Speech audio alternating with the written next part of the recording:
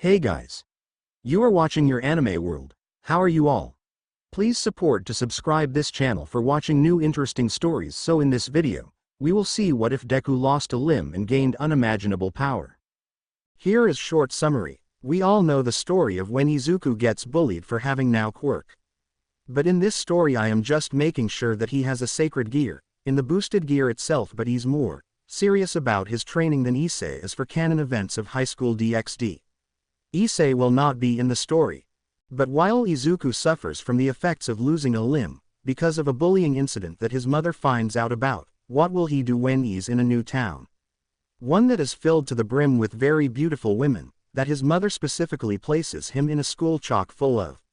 How will he handle all the attention that he will garner? But before we start, if you want more stuff like this, then be sure to subscribe and like this video. And if possible, share this video with your friends. Now let's start the story. It all started like normal, and for one, Midoriya Izuku, it started out like always. Heading to school, going through the motions of living with the effects of his school life, essentially wishing for his demise to come sooner rather than later. Something that he decided to just not do in spite of their bullying and abuse to him all the time whilst he stayed on their school student list. He knew that they really hated his existence, and there was nothing he could do about being there since they were the only school willing to take him in, since their website told his mother that they take quirkless students. Although Izuku was hoping for a much different day than normal, he never expected something like today to happen. Everything was so calm and orderly in the early morning, he had no idea how it got as bad as it did today, but something clearly changed in the eyes of those around him. Walking through the halls of Aldera Junior High, Izuku was making sure to keep an eye on everyone as they glared at him, as though he would disappear if they glared at him hard enough. His entire form trembled in unrestrained fear as he traversed through the school before arriving at his classroom for the day. The classes would be normal for him, as the teachers mark him absent for not even appearing, even though he was inside the room right where the teacher could see him. I mean, his hair was green and black, for Pete's sake, how could the teacher not see him? Not only that, but today seemed to be one of those days that were going to be very taxing for Izuku, as the teacher had walked in before taking roll of everyone with a bunch of papers in his hand. Izuku knew those papers, and what they stood for. It was time to choose their career choices for their high school years, and Izuku was now considering just giving up on going to UA as a whole. He used to want to go there no matter the situation or how angry Kachan would get at him for the said choice. But for some reason, a gut feeling deep within his mind and body told him that if he wrote on the papers that he'd be going to UA, that it wouldn't end well for him. But did Izuku ever listen to his gut feeling in this school that seemed to have it out for him whenever he lowered his guard at the wrong time? No, the answer is no. When the teacher began passing the papers out, he called Midoriya out for being late to class when he was the first student in the room, as he was there for earlier than the rest of the class as a whole. He brushed that aside, but when the teacher told him that he'd be having detention after class, from that moment onward, everything in his completely and somewhat normal day would change forever. Mainly because of the fact that when the teacher said those words, Kachan seemed extra happy to hear that. Izuku felt something inside him break apart, as though something was not going to be a good thing for him and that he should immediately attempt to leave the place as fast as he could. His gut feeling was proven, as when the bell rang for the last class of the day, Izuku was putting his belongings away when Kachan and his friends walked over to his desk with malicious expressions on their faces. He felt his inner mind inform him that now would be the best time to make a break for it, but the good student within his brain rooted him still in his seat as Kachan stood before his desk before speaking to him in a tone that told him bad things were going to happen. "Hey, Deku. How many times have I told you not to go to UA?" Kachan asked. Kachan was a young man who was 5 feet 8 in height. His gakuren had covered most of the built muscle underneath. But they were built that way because of the 10 long years of bullying that the young man had dealt to Izuku in that time, forcefully stunting his overall growth as a young man himself and keeping him rooted at 5 feet 5 for the rest of his life. Kachan had ash blonde colored hair with a very smug expression to match with it, and with his quirk of explosions. His attitude matched that kind of quirk abilities. Although there was one thing that Izuku had always liked about the boy ever since he first met the boy as a baby. The boy could certainly have some great determination as well as drive to become better, even if he wasted that kind of potential in bullying someone who had no power to defend themselves. All the TT time. B. But I was thinking about J joining the G General E education. I don't think that I can make it as a H hero, Izuku said, as Kachan stared at him. Well, good riddance, maybe I will only have to see you at lunch, but just for you to consider, here's some advice from the future #1 hero. If you want to be a hero so badly, there might be a way you could do it, Kachan said, as he maliciously smirked at him. Oh, and what is that? Izuku asked. Pray you get a quirk in your next life and jump off the roof, maybe then you will become a hero, Kachan said, as Izuku heard glass break in his mind. He didn't have enough time to glare at Kachan as the boy was already gone from the scene. Shaking his head, Izuku stayed in the classroom as the teacher entered the room and timed the boy for his detention that was not given to him for being late to class, but because he was quirkless and everyone was a bigot towards him. But once that was done, he left the room and headed home down the normal path he'd always taken for years in the past. As he walked underneath an underpass on his way home, he had the sudden feeling of danger coming from behind himself as he saw a very green and sludgy monster come out from the sewer system grate. Looking at how the monstrosity had come out of the ground as though he were a horror movie villain, Izuku could only stand there in fear as his feet kept him rooted in place. Damn it! I didn't know that he was going to be here. I need to get out of here before he finds me, the sludgy villain said, before taking note of Izuku's presence. Oh, a medium-sized skinsuit, the villain said, attacking Izuku immediately. As it would turn out, as soon as he was attacked, Izuku was immediately struggling to escape from the villain's grasp. But it wouldn't matter as before long, the villain managed to get the boy to open his mouth and started to shove himself down the boy's throat. As Izuku clawed at the villain in an attempt to escape from his gooey form, he cackled at the boy for his meager attempt to escape from his clutches. And this distracted him so much that he began to monologue at him as though he were a Saturday morning villain on a cartoon. You're really saving me, kid. But stop struggling. Once 45 seconds pass, everything will be black. But I won't be killing you, I'll only be knocking you out and using your body to escape from Musutafu, the villain said, as he forced the boy's clawing hands away from his form. You're really my hero, kid, the villain called out, as Izuku could only pray that someone would help him. The sewer grate behind the two would blast off from the ground as a figure would come out like another horror movie villain, but his form was familiar to Izuku as he could barely see the man rise from the ground. Once he stood at full height, Izuku took note that the man had looked eerily similar to the hero who he idolized ever since he found out he was quirkless, and before that. His blonde tuft of hair that stood out in two tufts on the front of his head that made him resemble a golden bunny, his aging blue eyes that showed years of experience under his belt, and most importantly, a bag of groceries. You nearly lost me in the sewer system, villain. But like all things, justice will always triumph against evil. Don't worry, kid, I am here, the voice called out, before pulling their arm back. Texas, SMAAASH. The voice called out, as the villain reacted. Damn you, All Might, they screamed before being turned into a splatter of goo across the street and underpass. Izuku fell out of the gooey prison that held him still as he was slowly closing his eyes. But he got a view of who his savior was as the man stood tall and was just as awesome as he remembered the man to be. And only one thought came to mind.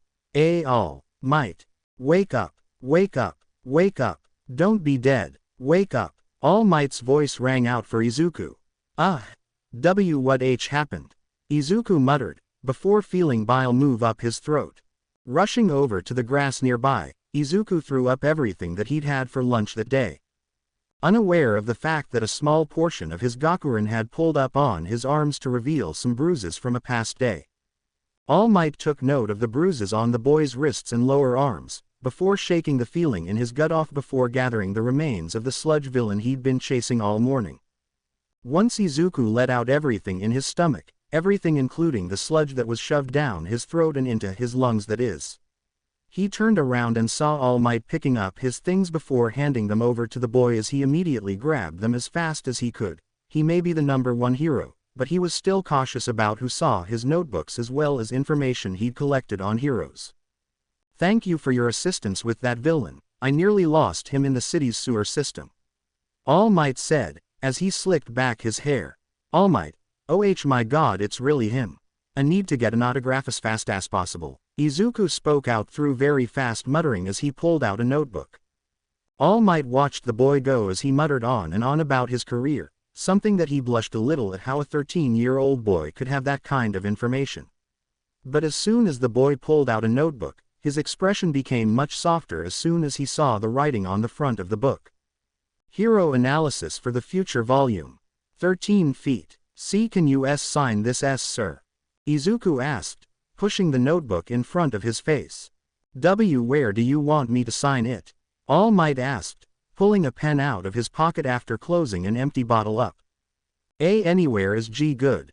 I've always looked up to you All Might. Izuku said, as the man nodded. Who do I make this out to? All Might questioned as he wrote his name on the boy's notebook front with the English lettering of his hero name. Midoriya Izuku. Izuku said, as his eyes comically teared up. Young man, I can clearly see that you wrote multiple versions of these books. Looking to become a hero as well? All Might asked, with no kind of malice behind his smile. Not really anymore. Izuku said, causing All Might to look at him in confusion. What is the reason for not wishing to become a hero?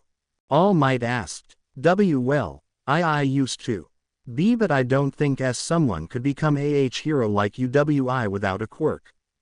Izuku said, as All Might's face became stone cold. Quirkless, you say? All Might asked. Why yeah, everyone doesn't think that I can become a hero without a quirk. But that's fine, I was thinking about joining UA's general education course anyway. Izuku said, as All Might internally sighed in relief. At least he's smart about his decisions. I really hate turning down the dreams of the quirkless. I may have been one of them before, but I came from a time when heroes were in high need. Nowadays we don't really need a whole lot of heroes. All Might thought to himself. Anyway, sorry for holding you up All Might sir. Izuku said, as All Might stood straight. Don't worry young man, time waits for no one. I hope you are going to cheer me on later young Midoriya. All Might called out before jumping. Izuku smiled to himself before he continued down the road towards his home. He was making a turn around the shopping district of Musudafu when a loud explosion shook the area he was at and he immediately rushed over to see what kind of hero fight was happening. He may be not trying to become a hero anymore, but that doesn't mean that he won't take notes on the next hero on the scene. As soon as he arrived at the place, he pushed himself to the front of the crowd that had arrived on the scene before taking note of the surroundings. Multiple buildings were on fire, and the pro-hero Backdraft was doing his best to clear up the water. The pro-hero, Death Arms, had been doing crowd control with the police, with Kamui Woods and MT. Lady, the new heroine on the scene. The new heroine on the scene he could allow to be this kind of way considering it's her first day on the job. There are bound to be mistakes being done on their first day. But seeing the heroes who are known to be professionally experienced, not really doing anything to stop the fires with Backdraft was causing Izuku to worry. Then he noticed something green through the smoke and fire as his heart immediately started to pound even harder.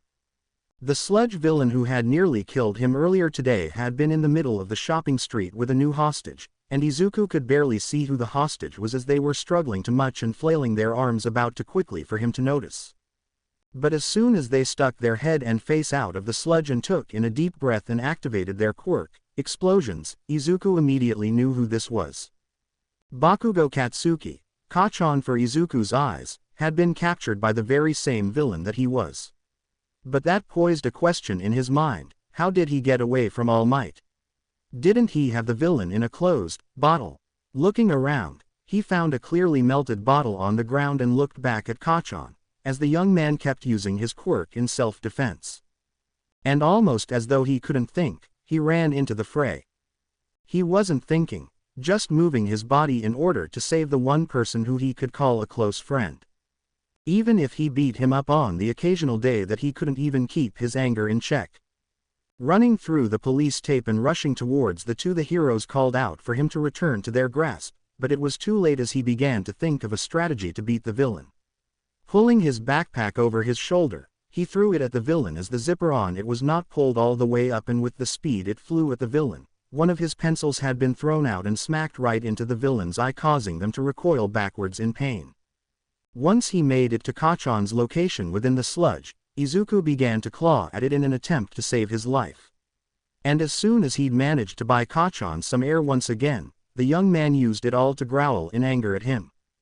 Beeping Deku, what are you doing here? Kacchan screamed out him whilst coughing. I saw that why you were in danger. I just wanted to help you, my legs moved on their own. Izuku said, as he clawed more at the sludge.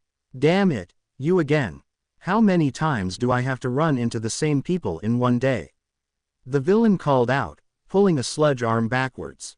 Back in the crowd, All Might, who was now looking sicklier and frailer, had been there for a while, watched on in awe. The boy who he'd met earlier, who'd told him that he wasn't wishing to become a hero anymore, was showing more courage to fight the villain and save the hostage than all the heroes present. It gave him the courage to transform into his All Might personality and rush in to save the boy from an early grave, and he had one singular thing on his mind when he rushed in to save the boy. I found you, my successor. Back with Izuku, everything was moving in slow motion as his face was showing a very worried expression of fear. And in his slow-moving mind, he was doing his very best in order to claw at the sludge as fast as he could to bring Kacchan out, even going as far as to reach into the sludge and grip onto Kacchan's gakuren and pull. The tendril was so close to his position now that he thought that it was going to hit him, but then a very large hand gripped onto his wrist and hand as another arm blocked the hit from the villain. You really are amazing, young Midoriya. Now let me show you how a hero does his job. All Might called out, as he punched the villain. Detruit. Smaaaash. All Might called out. When his fist had landed on the viscous layer of sludge, 3 things happened in the time frame it took to show things happening for everyone. 1. Whilst holding onto the 2 children with his left hand, the shockwave of wind that came from one of his most powerful attacks caused the villain to become gooey material again. 2. The wind from his attack had put out the fires, thereby making Backdraft's quirk rendered useless in the situation. 3. And finally, it started to rain to put out the remaining fires that were in the vicinity, causing everyone to look at the hero in awe once more.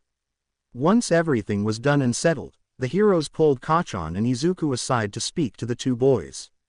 For Kacchan, he was being praised for his excellent usage of his quirk.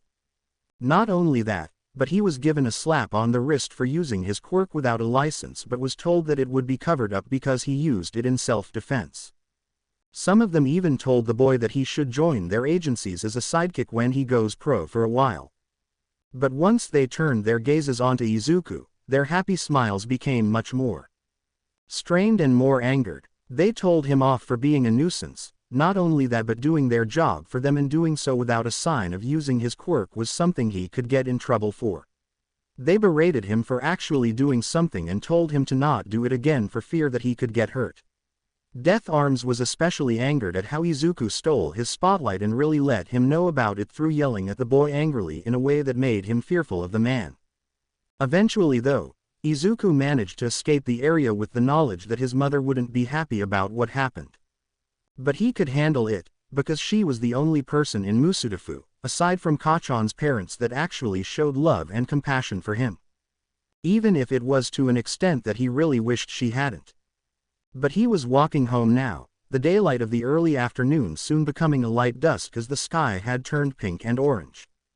He held his backpack on his back as he walked down his normal path back to his and his mother's apartment complex. That was until he heard the sounds of stomping feet coming from behind himself in a very angry and loud way. Turning his head around to see who was coming up to him from behind, he was soon met with a fist that exploded, dealing far more damage to him than it normally would. Boom! Gya! Izuku yelped out in pain as he fell backwards. How many times do I have to tell you, Deku? Stop acting like a hero. Kacchan growled out. I couldn't let you just die like that. Izuku said, as Kacchan glared at him. How would you know about that? Kacchan growled at him. Because All Might saved me from him first. Izuku yelled slightly in fear. You met All Might before me.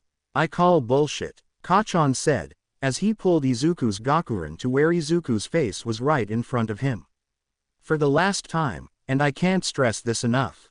Leave me the hell alone. Deku, Kacchan yelled in Izuku's face before pushing the boy to the ground. As Izuku thought the boy was leaving, he felt a palm grip onto his left shoulder, freezing his body immediately as he relaxed his body to let the beating happen so he could at least go home with some kind of dignity.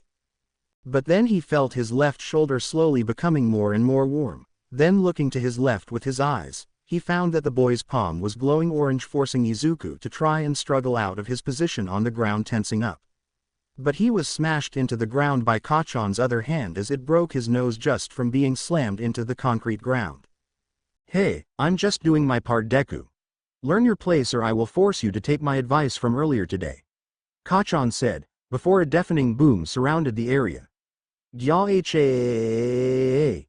Izuku screamed in utter agony.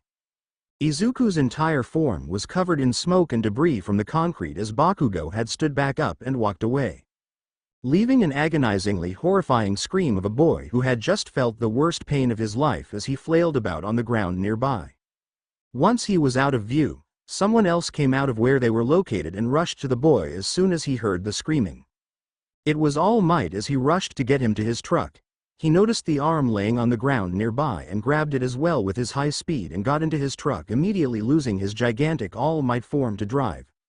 Pulling out Izuku's phone, he watched as the boy's screams were slowly disappearing as his voice suddenly went quiet as he called the first and only number on the boy's pitifully cheap phone.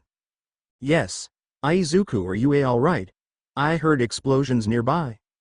Izuku's mother cried out. Ma'am, I need you to meet me at Musutafu General Hospital. I have your son with me as we speak, and I am driving there right now. Your son was in an accident on his way home, All Might said, as he drove. Is my baby okay? Izuku's mother screamed through the phone. He's unconscious right now, but I'm doing everything I can just to make sure that he gets to the hospital. I will be there in the next minute or two, All Might said, as Izuku's mother made a haste reply. Okay, I'll be there in a couple of minutes, she said before hanging up the phone. Hours later, and a lot of morphine later for Izuku, the boy was now sleeping soundly inside the hospital bed that All Might had brought him to. The simple fact that All Might could see the missing limb from the boy's body showed that he'd gotten to the hospital just a bit too late to where the doctors couldn't save the arm as a whole. And to think that he was going to make the boy his successor, he failed the boy as a hero for not getting him the help he needed faster. It was really telling the number one hero that he wasn't fast enough to save the boy's future career as a hero, but that didn't mean that he wasn't going to give him his quirk. He knew the boy would use it perfectly. The boy was his choice, and he will stand by that decision, but his thoughts were brought out when a plump woman had rushed through the front doors of the hospital with an expression of fear and a river of tears flowing from her eyes as she ran to the front desk. Where's my baby? She called out, holding on to the receptionist. Ma'am, I need to know your name so I can know who you are to meet. The receptionist said, fearfully. Midoriya Inko. Where is my son, Midoriya Izuku? The now named woman said, as she shook the receptionist. Ma'am, I would very much like it if you stopped shaking one of my coworkers. A doctor said, as he entered the waiting room. Are you the one taking care of my baby? Inko asked, the doctor as he grumbled about mopping the floor. Ma'am, that would be the blonde-haired man behind you. He came through here like a bat out of hell with your son, but I need to inform you that when you see your son, he will be missing a certain limb on his body. The doctor said, as glass broke in Inko's mind. Who did it? Inko asked, furiously somber. I don't know, but the arm was blown off of where the shoulder meets the humerus bone on the arm. From what we can tell, whoever had quite literally exploded the boy's arm off. They did it with the intent to maim your son. The scapula and clavicle in your son's shoulder were completely reduced to dust, as well as separating the tendons that held the humerus bone from the shoulder itself. We couldn't save his arm, the doctor said, as he led the two into Izuku's room. As Inko walked into the room, she saw how peaceful Izuku was in his sleep as he was out cold. Looking back at the blonde-haired man, she gave him a nod, allowing him to enter the room with her as they sat next to the bed as the doctor went over many other things that had happened to the boy. Apparently, there were at least years' worth of bruises and many scars on the boy's body, that they had found out about because they pulled out multiple layers of hero-grade makeup, the kind that Inko used to get her job done perfectly without appearing fearful towards everyone. But then came the other injuries that caused both to look at the doctor with complete confusion as they pertained to the scars that were already on the boy's arms and legs. Literally nowhere was safe on the boy. "Ma'am, I'm sorry to insinuate something, but I need to know all the details about the home life between you and your son. I've seen multiple mothers who've come here with a hurt son, but they were injured by their mothers," the doctor said, as he looked at Inko with a neutral expression, something that All Might was now doing.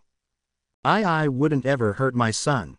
He's all I have left, he's all I have left of my late husband. I love him more than life itself. I couldn't.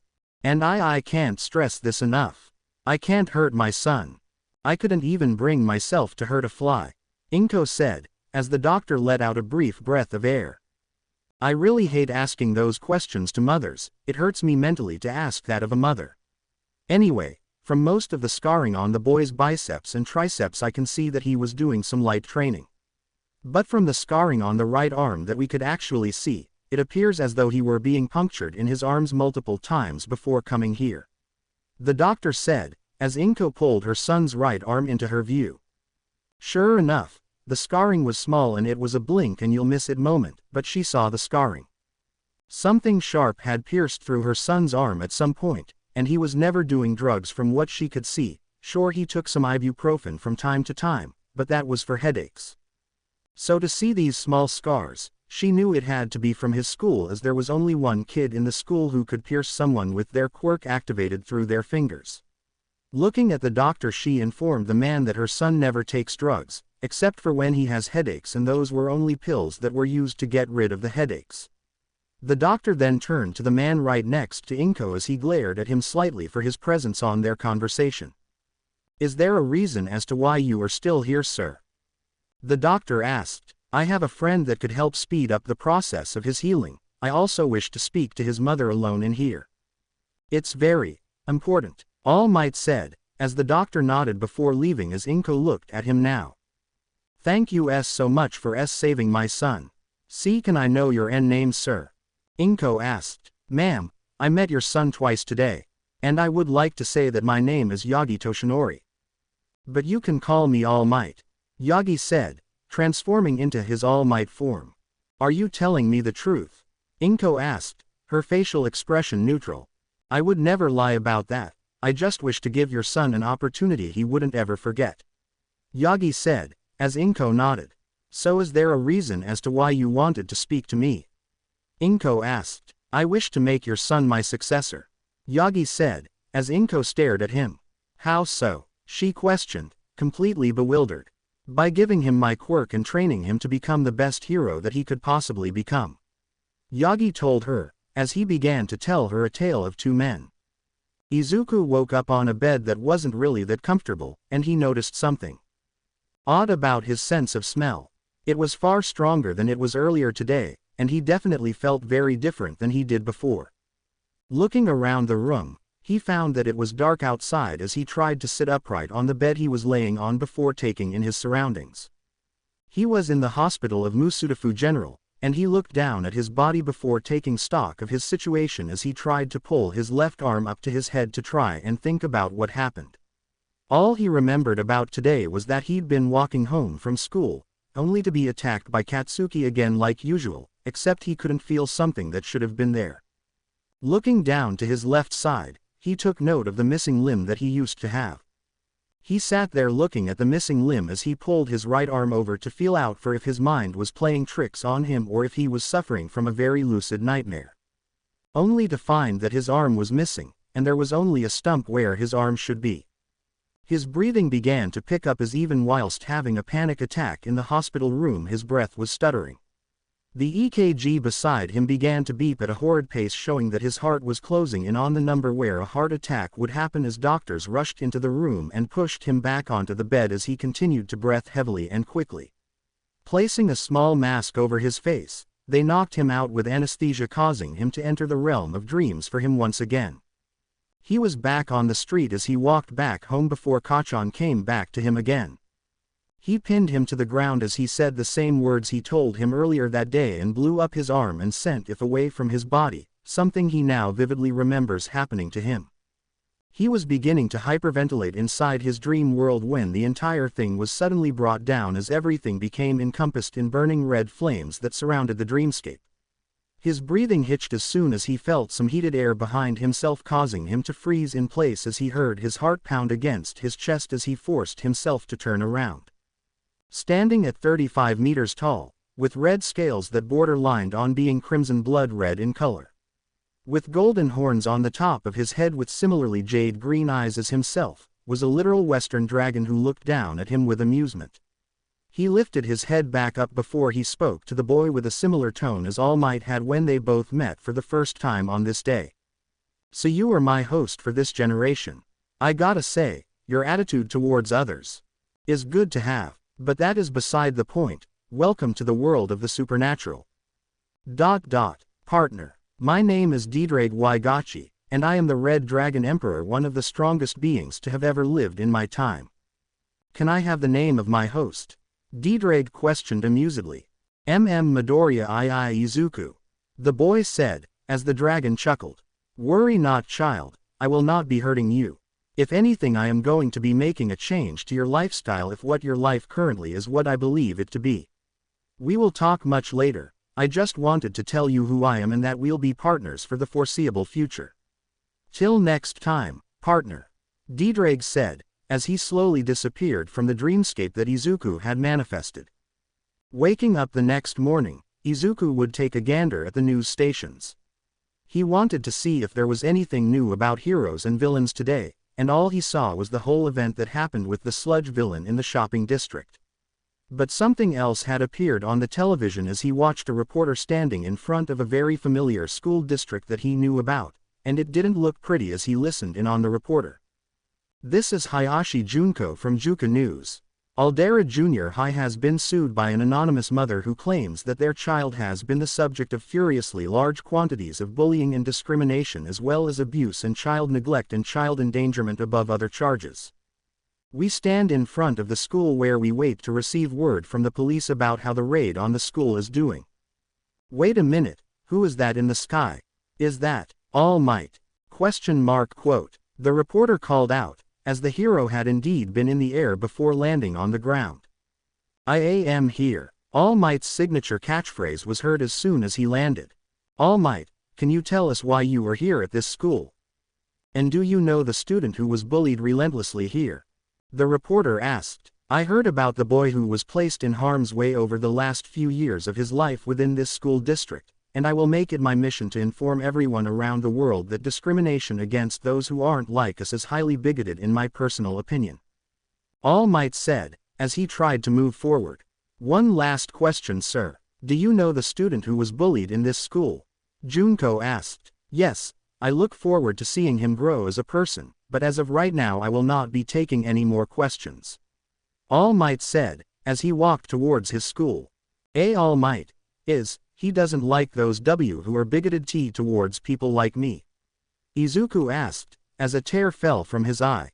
As the day continued, Izuku watched as his own mother, something he hadn't known about her being a lawyer, was attacking Aldera's representatives in court. And she had even made sure that they lost their positions within the school district as well as lose their licenses to teach as a whole. This was something that Izuku was not ready for, but as he continued to watch the news, he heard the door open for his room as he saw an elderly woman enter the room. Looking at the boy with a somber expression, she walked over to him and began his checkup, asking him to move certain parts of his body as she continued to finish her tests on him. Once she was done, she gave him a kiss that allowed his body to heal itself faster than before and made him somewhat lethargic. He muttered to himself about how Recovery Girl had come to him in order to heal him, and wished he'd gotten her autograph as the elderly woman chuckled to herself and left the boy to mumble. His mother arrived as soon as the next couple of days had passed. She informed him about something she was planning for a while and decided that they would finally do something about his school life as she told him that she was going to have him homeschooled until he reached high school. After she told him that, he didn't even argue with her about it as she told him that she knows that Kachan had hurt him to the point he was now a legal amputee, and Izuku was adamant about having Katsuki keep his ability to become a hero. Not because he trusted the boy, but because he knew that the boy could become a better person at UA since the young man would be shown the reality of his life up until that point. His mother clearly didn't want to allow Bakugo to get away with literally maiming her son, but she allowed it, under some conditions that Bakugo had to do whilst at the school. Izuku accepted everything, although now he was considering not going to UA as a high school. Izuku, I know that you probably don't wish to go to UA anymore because of Katsuki, but I decided to have you take a test at a school that is in a faraway town in the countryside. It's called Kuo Academy, and I think that you'll do perfectly to live in that town with me. Inko said, as Izuku stared at her in shock. But isn't that school an all-GG girls' school? Izuku asked. Yes, but they're doing something pretty inspiring. They're making their all-girls school into a mixed school and allowing certain boys who are academically good for all their subjects. And I think that you'd fit in perfectly there. I mean, there's always the reconstruction quirks to change your gender too. Inko said, as the boy blushed crimson. I'd rather stay a boy, thank you. Izuku said, as Inko chuckled. Well, I don't see you arguing about going there. Inko stated. I might as well give it a try. Izuku said, as Inko smiled. We'll also be moving to Kuo Town since I know that you'll get into Kuo Academy. Inko said, rubbing her son's head. What used to be a normal thing for his mother to do for him, suddenly caused her to pull her hand away from her son's head as though he burnt her through his fluffy hair. Staring at her boy in shock, she immediately pulled her son's head close to her chest, something that he blushed when in close proximity before he heard his mother gasp in shock and confusion. Izuku, why do you have horns on your head? Inko asked, worriedly. What or why you talking about mom? I don't have a quirk. Izuku said, as Inko coughed slightly. Not yet, but feel around your head, there's some horns on your head. Inko said, as Izuku felt around his head. And sure enough he felt two small horns growing from his head as he felt the cartilage of their forms coming up from his head. They weren't very big, but he could easily tell that they'd get bigger the longer he left them alone, and before long he looked at his mother in shock as he let out a somewhat guilty chuckle. Hey mom. What do you know about the SS Supernatural? Izuku asked. What are you talking about, Izuku? Inko asked. I think it might have been a dream, but I heard this weird voice in my head. They sounded as similar to All Might only in the tone of their voice, but he called me partner. He may have been a dragon. Izuku said, as Inko's face suddenly became pale. Mom, Izuku asked, in confusion. Dragon. Oh no, I thought he'd sealed that part of you away forever. Inko muttered to herself just loud enough for Izuku to hear. Mom, what are you talking about? Izuku asked, as Inko looked at him with trepidation. Izuku, there's been something that my and your father hid from you. Inko said, as she pulled out a picture of her husband and herself. Looking at the picture, Izuku was immediately drawn to his mother, who had been wearing a weird-looking yukata that had flowers on its form in the shape of wisteria flowers. Looking at the man next to his mother, he found a tall man who had black hair that was fluffy like his own. It was black in color with a golden crown of thorns moving around the entirety of his head. He didn't know the color of the man's eyes since they were closed, but Izuku noticed something the man had that his mother didn't, and the same was said for any other man who bore a slight resemblance to him. The man had the same features as him in almost the same way, but with a different colored hair. But something about the picture caught Izuku by surprise as he stared at what was behind the man and his mother. Dragon wings, something that his mother told him many times in the past. His father didn't have the mutations of a dragon because of his quirk being fire-breathing. The dragon wings in the image, however, they were black as night, but they had small white spots to resemble the night sky. And they were bat-like in nature, with the leathery look being massive as they were large enough to cover both his mother and the man himself. Izuku, your father, he was a pure-blood dragon. And you have some of his blood coursing through your veins. In other words, why you're part dragon. Inko said, looking away. Izuku stared at his mother in shock. That was all before a new person entered the room with a smile on their face. Young Midoriya, I see that you're awake. Yagi called out, causing Izuku to look at the man and look at him closely. Are you All Might? Izuku asked, as the man started to sweat. And no, I'm not All Might, the name is Yagi Toshinori. The man said, extending a hand to Izuku. No, I think you're All Might. Izuku said, taking the man's hand. How would you know if I was All Might, young Midoriya? Yagi questioned, whilst glancing at Inko who smirked mischievously. Well, there's the fact that I only told All Might about my N name. And the F fact that why you're wearing the S same clothes as he did a couple days ago. Izuku said, as Yagi stared at the boy.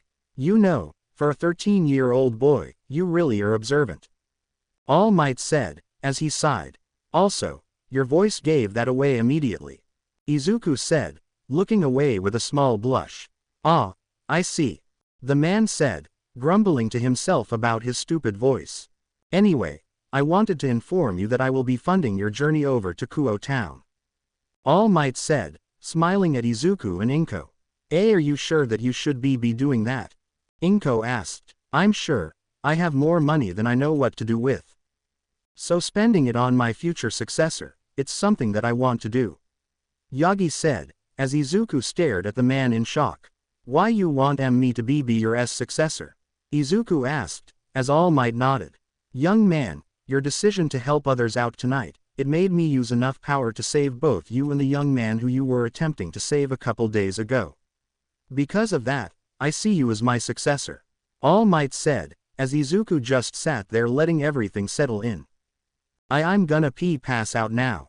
Izuku mumbled before collapsing on the bed. Does your family do this a lot? Yagi asked, before seeing Inko passed out as well. Sigh. Chapter text. Over the course of a week, Izuku was in and out of the hospital's therapy rooms. He had been told many times over that in order to move on from one's past, they need to be able to tell others about their story, something that Izuku had a lot of trouble doing because of how bad his past was. He was currently moving through the hospital in a wheelchair that they'd given him for the trouble of needing to use only one arm, even if his mother was the one to ultimately push him around the building. With his therapy sessions ending today, they all decided to keep Izuku's little horn growth on his head a secret for when they eventually arrive in Kuo Town later that month, and with All Might thinking about having Izuku train for a while, they needed to make sure the man was having the house in Kuo Town that he'd bought with his money to be fully prepared for their training regimen. Izuku, however, was making his rounds at the hospital as the staff looked at him constantly with pity. He didn't know why, but he knew for a fact that he really didn't like the looks of pity that the doctors were giving him, considering that everyone in the building constantly looked at his missing arm. Eventually though, All Might returned back to the hospital to get Izuku and his mother out of there, as apparently his mother called the hero to tell him about how antsy the two were becoming with how much time was passing for them both. And when they were leaving, Izuku watched as the city of Musudafu was slowly disappearing over the horizon as they moved through the highway. For the next few hours, Izuku kept his eyes on the horizon in the distance as he was keeping an eye out for people who might be rude or kind. It was nearing dusk when the trio had eventually arrived at Kuo Town as they looked down to it from where the car was on the mountain range nearby. Izuku looked out the window from the car as All Might and his mother spoke outside of it to one another as they spoke about something he couldn't understand or hear very well. It appeared as though he had some minor hearing issues from his left side as he looked at the beautiful city in the distance.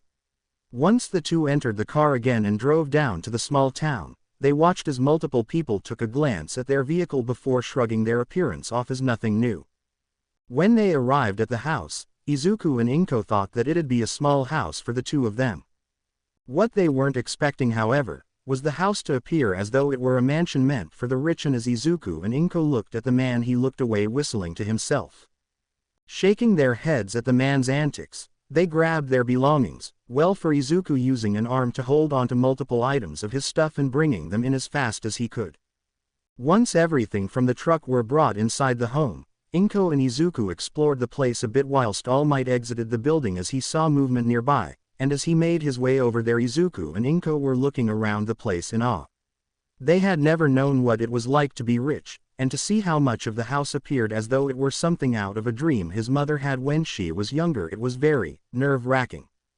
The next morning, after Izuku and Inko had exhausted themselves to the point that they both slept on the ginormous couch that was in the living room, they had gotten right to work about setting the place up to make it appear as though they weren't rich at all.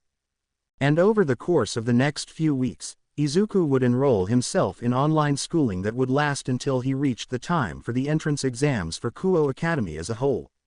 Because of this, he was still training on the side to gain the power of All Might, as the man had him working out daily within their little gym.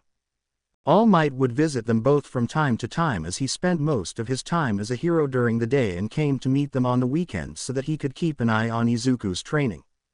The man was not really disappointed in the fact that Izuku had been increasing his workload behind his back, but he was inspired by the boy's work ethic that he revised the boy's training regimen to the point that he could increase the weights he lifted if he felt as though he could work them harder whilst not being too overworking. But that all came to a head when All Might came over one weekend, as he found Izuku in the gym once again. But this time, something was different about the boy. He was seen punching the bag that All Might had given him to see how strong his punches were without his quirk being given to him. So when All Might entered the room to see Izuku suddenly punching and kicking the bag as hard as he could, the hero knew that something had happened and moved closer to the boy. It was here that All Might heard Izuku muttering to himself as he vented out his fear and anger that was shown in his sloppiness of his form. I can't believe that mom is having Kachan visit. I know that I wanted him to get into UA, but that doesn't mean that I want him here. Izuku grumbled to himself. I know that I'm not that good of a son, but I'd rather not be shown that Kachan is doing better than I am. Izuku mumbled as he sent a kick that had actually sliced through the bag. So this is where you've been hiding, young Midoriya, All Might said, causing the boy to immediately jump up in the air in fear. I wasn't hiding, Izuku said, looking at the man.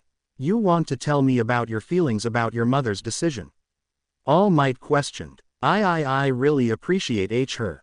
I really do. But I'd rather keep Kachan out of my life, Izuku said, looking away.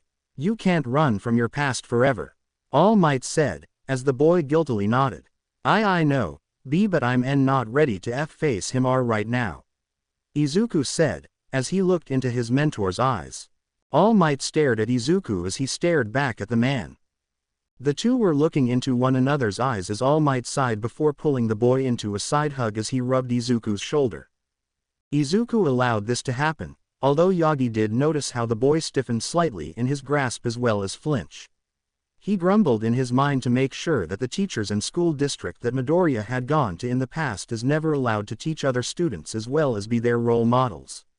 But Inko came into the room to find the two in a small side hug as she rushed over to the two of them and joined in on the hugging. I'm sorry for not thinking about how you'd feel, Izuku. Is there anything I can do to make it up to you? Inko said, causing the boy to stare at her in shock. Why, you heard? Izuku asked. Yes, I know that you don't really like Kachan as much as you used to after the incident, but didn't you want for Katsuki to get into UA? Inko asked. Why yeah, I know that UA will change his attitude towards others with his time there, Izuku said, as Inko nodded. You don't have to see Katsuki when he comes here to visit, but I will tell you this, Izuku, Inko said, as she pulled her son out of the hug and held his shoulders staring into his eyes. You can't keep running from him forever, eventually fate will have you two meet again. And it will be up to you on how you interact with the boy, Inko said, as she hugged her son without Yagi being in it. Whilst the two Midoriyas had been in the gym hugging one another, Yagi left the room and explored the mansion that he'd had built for them. Walking through the halls of the place, he thought about his mentor who had honestly given him such a fear of the man that he considered not having him teach Midoriya about how to utilize one for all. But as soon as that thought came to his mind, he shook his head and pulled out his phone and looked up the elderly man's number. Once he found it, he gulped slightly before putting the phone next to his ear. So did you finally find them? The elderly man's voice asked as soon as they picked up the ringing phone. Yes, and I could use your assistance in how to utilize one for all. Yagi said, as the man hummed. Who is the boy you are planning on training?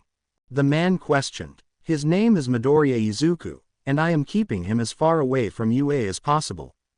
He suffered from a falling out with an old friend of his. They didn't take it lightly. Yagi said, as his mentor's voice gained a gruff sound. What happened? The man growled out. What happened to the boy was before I made him my successor Gran. But his old friend maimed him, and he's just allowing the boy who maimed him to be allowed into UA. Without any kind of retribution. Yagi said, looking out the window. Normally when you have a limb taken from you, you are dead set on getting vengeance. This Midoriya isn't vengeful, is he? Gran's voice called out softly. No, if anything he reminds me of Nana. With how kind he can be, but there's something odd about him that I've noticed today. Yagi said, catching Gran's attention. What's that? Gran questioned. He hasn't even mentioned quirks ever since I told him he could become my successor. Yagi said, as Gran let out a confused sound. What's that have to do with anything? He asked. Gran, when I first met the boy, he had a notebook that had a lot of information about heroes with the usage of their quirks. He even had some information about the best ways to take them down. Yagi said, as he held a small burnt notebook in his hand. Where are you located? If you want my help in training the boy, I need to know where they live. Gran stated as Yagi heard movement on the other side of the phone. We're in Kuo town. I plan on having him live a normal life in this place, but he will be training in order to attain one for all. Yagi stated with determination. Does he know about the potential enemy he'd be facing?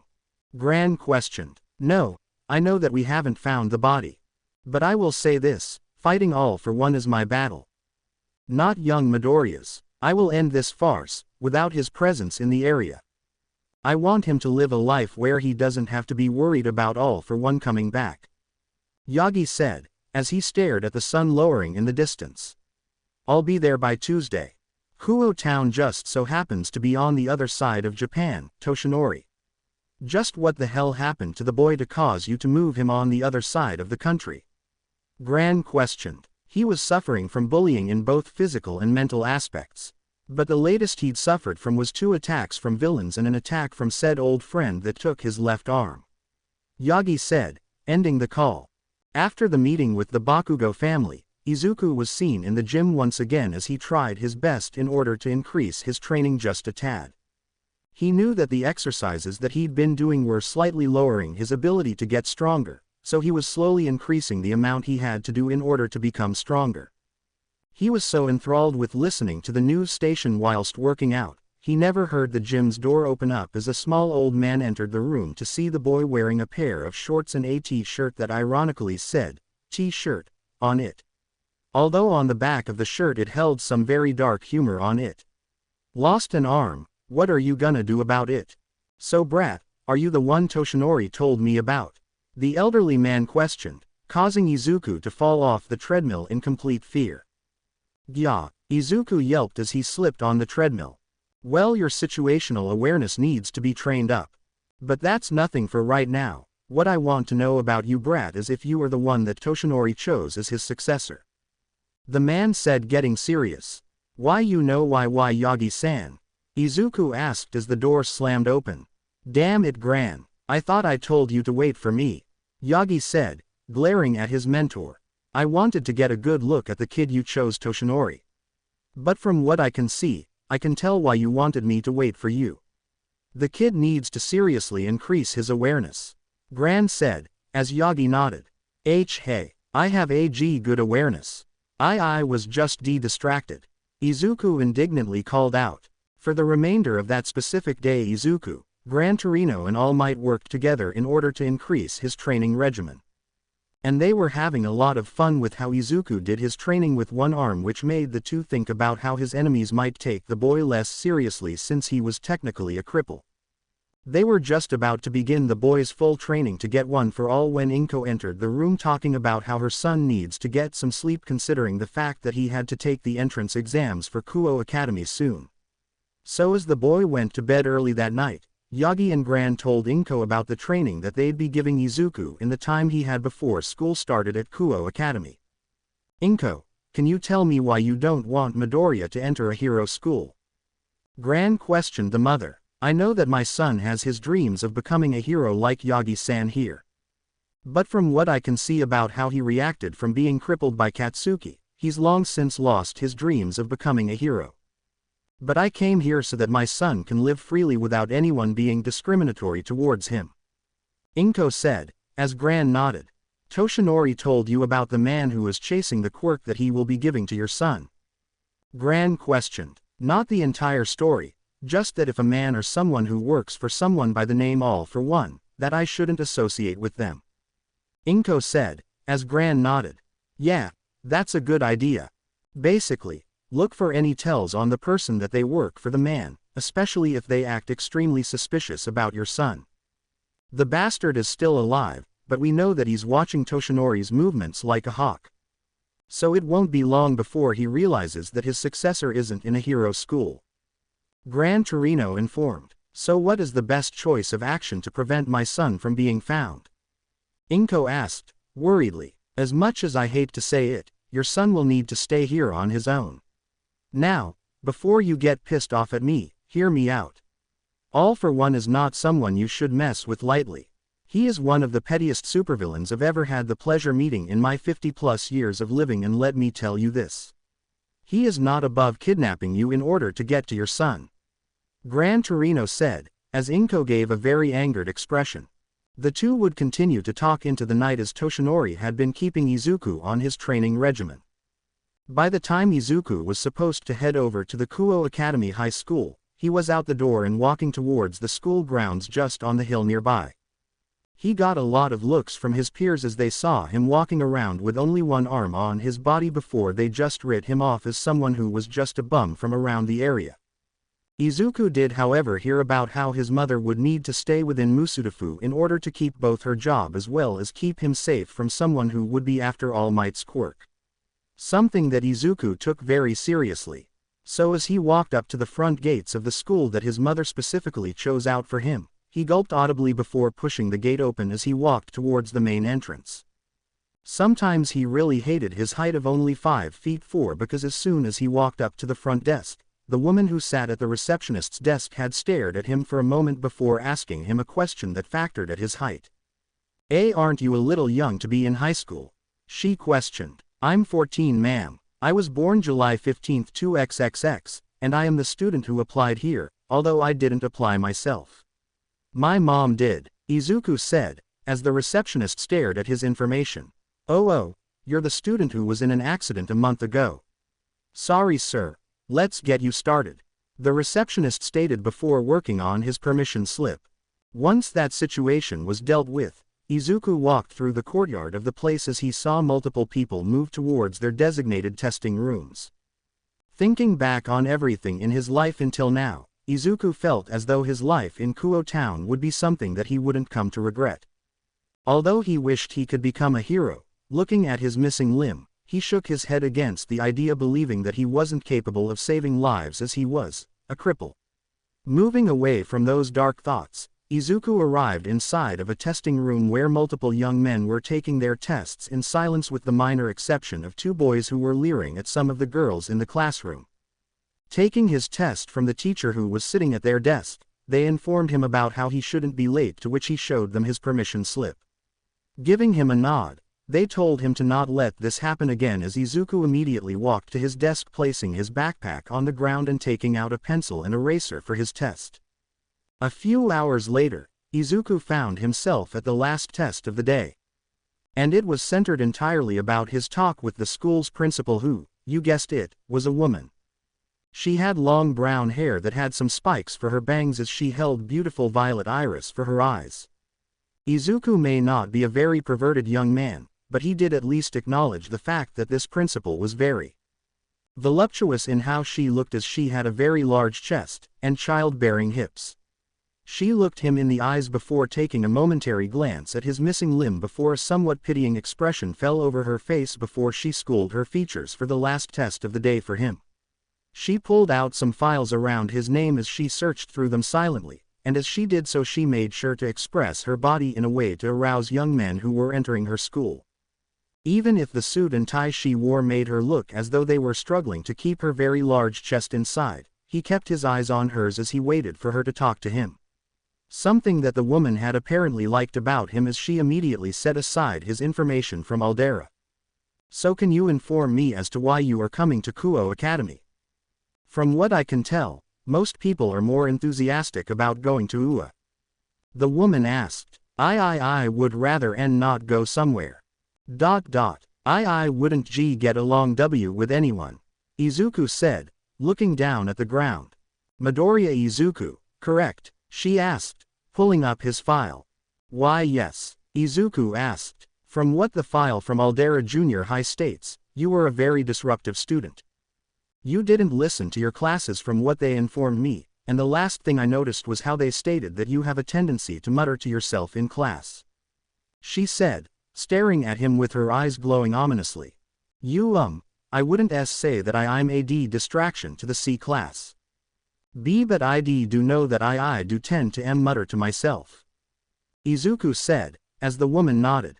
So you're saying that you weren't disruptive to any of the other students who were taking their tests? She questioned. And not that I know of. They were too busy with their own tests. Izuku said, as the woman nodded. I'm going to get right to the chase on this one, Midoriya-san. From what your previous school stated about you on their record, I was given the express image of a boy who looked like you, but was a complete delinquent. But from what I gathered from this talk, is that you are a highly timid boy who is very fearful of others to the point that you can't really look them in the eyes. That is a trained behavior, something that I haven't seen since I started working at Kuo Academy and have long since changed with the environment. The principal said, staring at Izuku, who for the life of himself couldn't stare at her anymore. What I see from you, young man, is a young boy who so desperately needs at least one friend that you are willing to take any and all kinds of abuse. And the simple fact that when asked what you would do if someone was being bullied, you wrote that you'd take the brunt of it so that they could escape from it.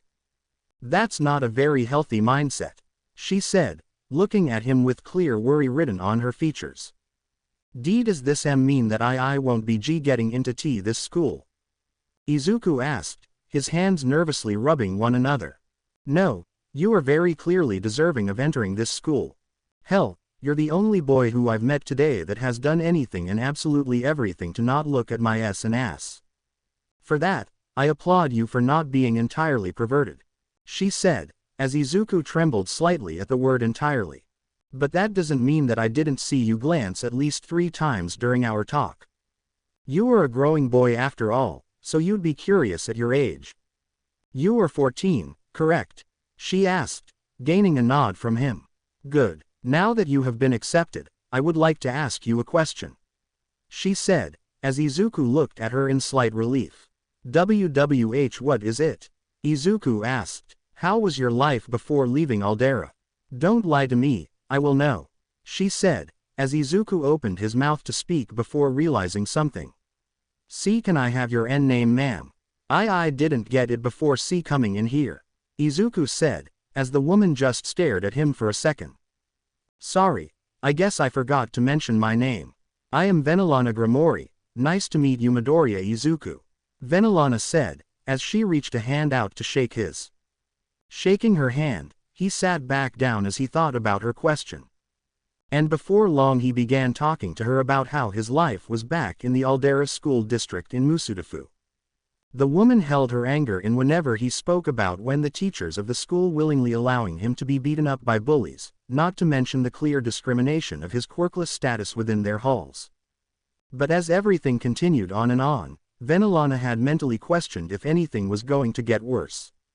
That was until she heard the last story, the one that took his arm away from him.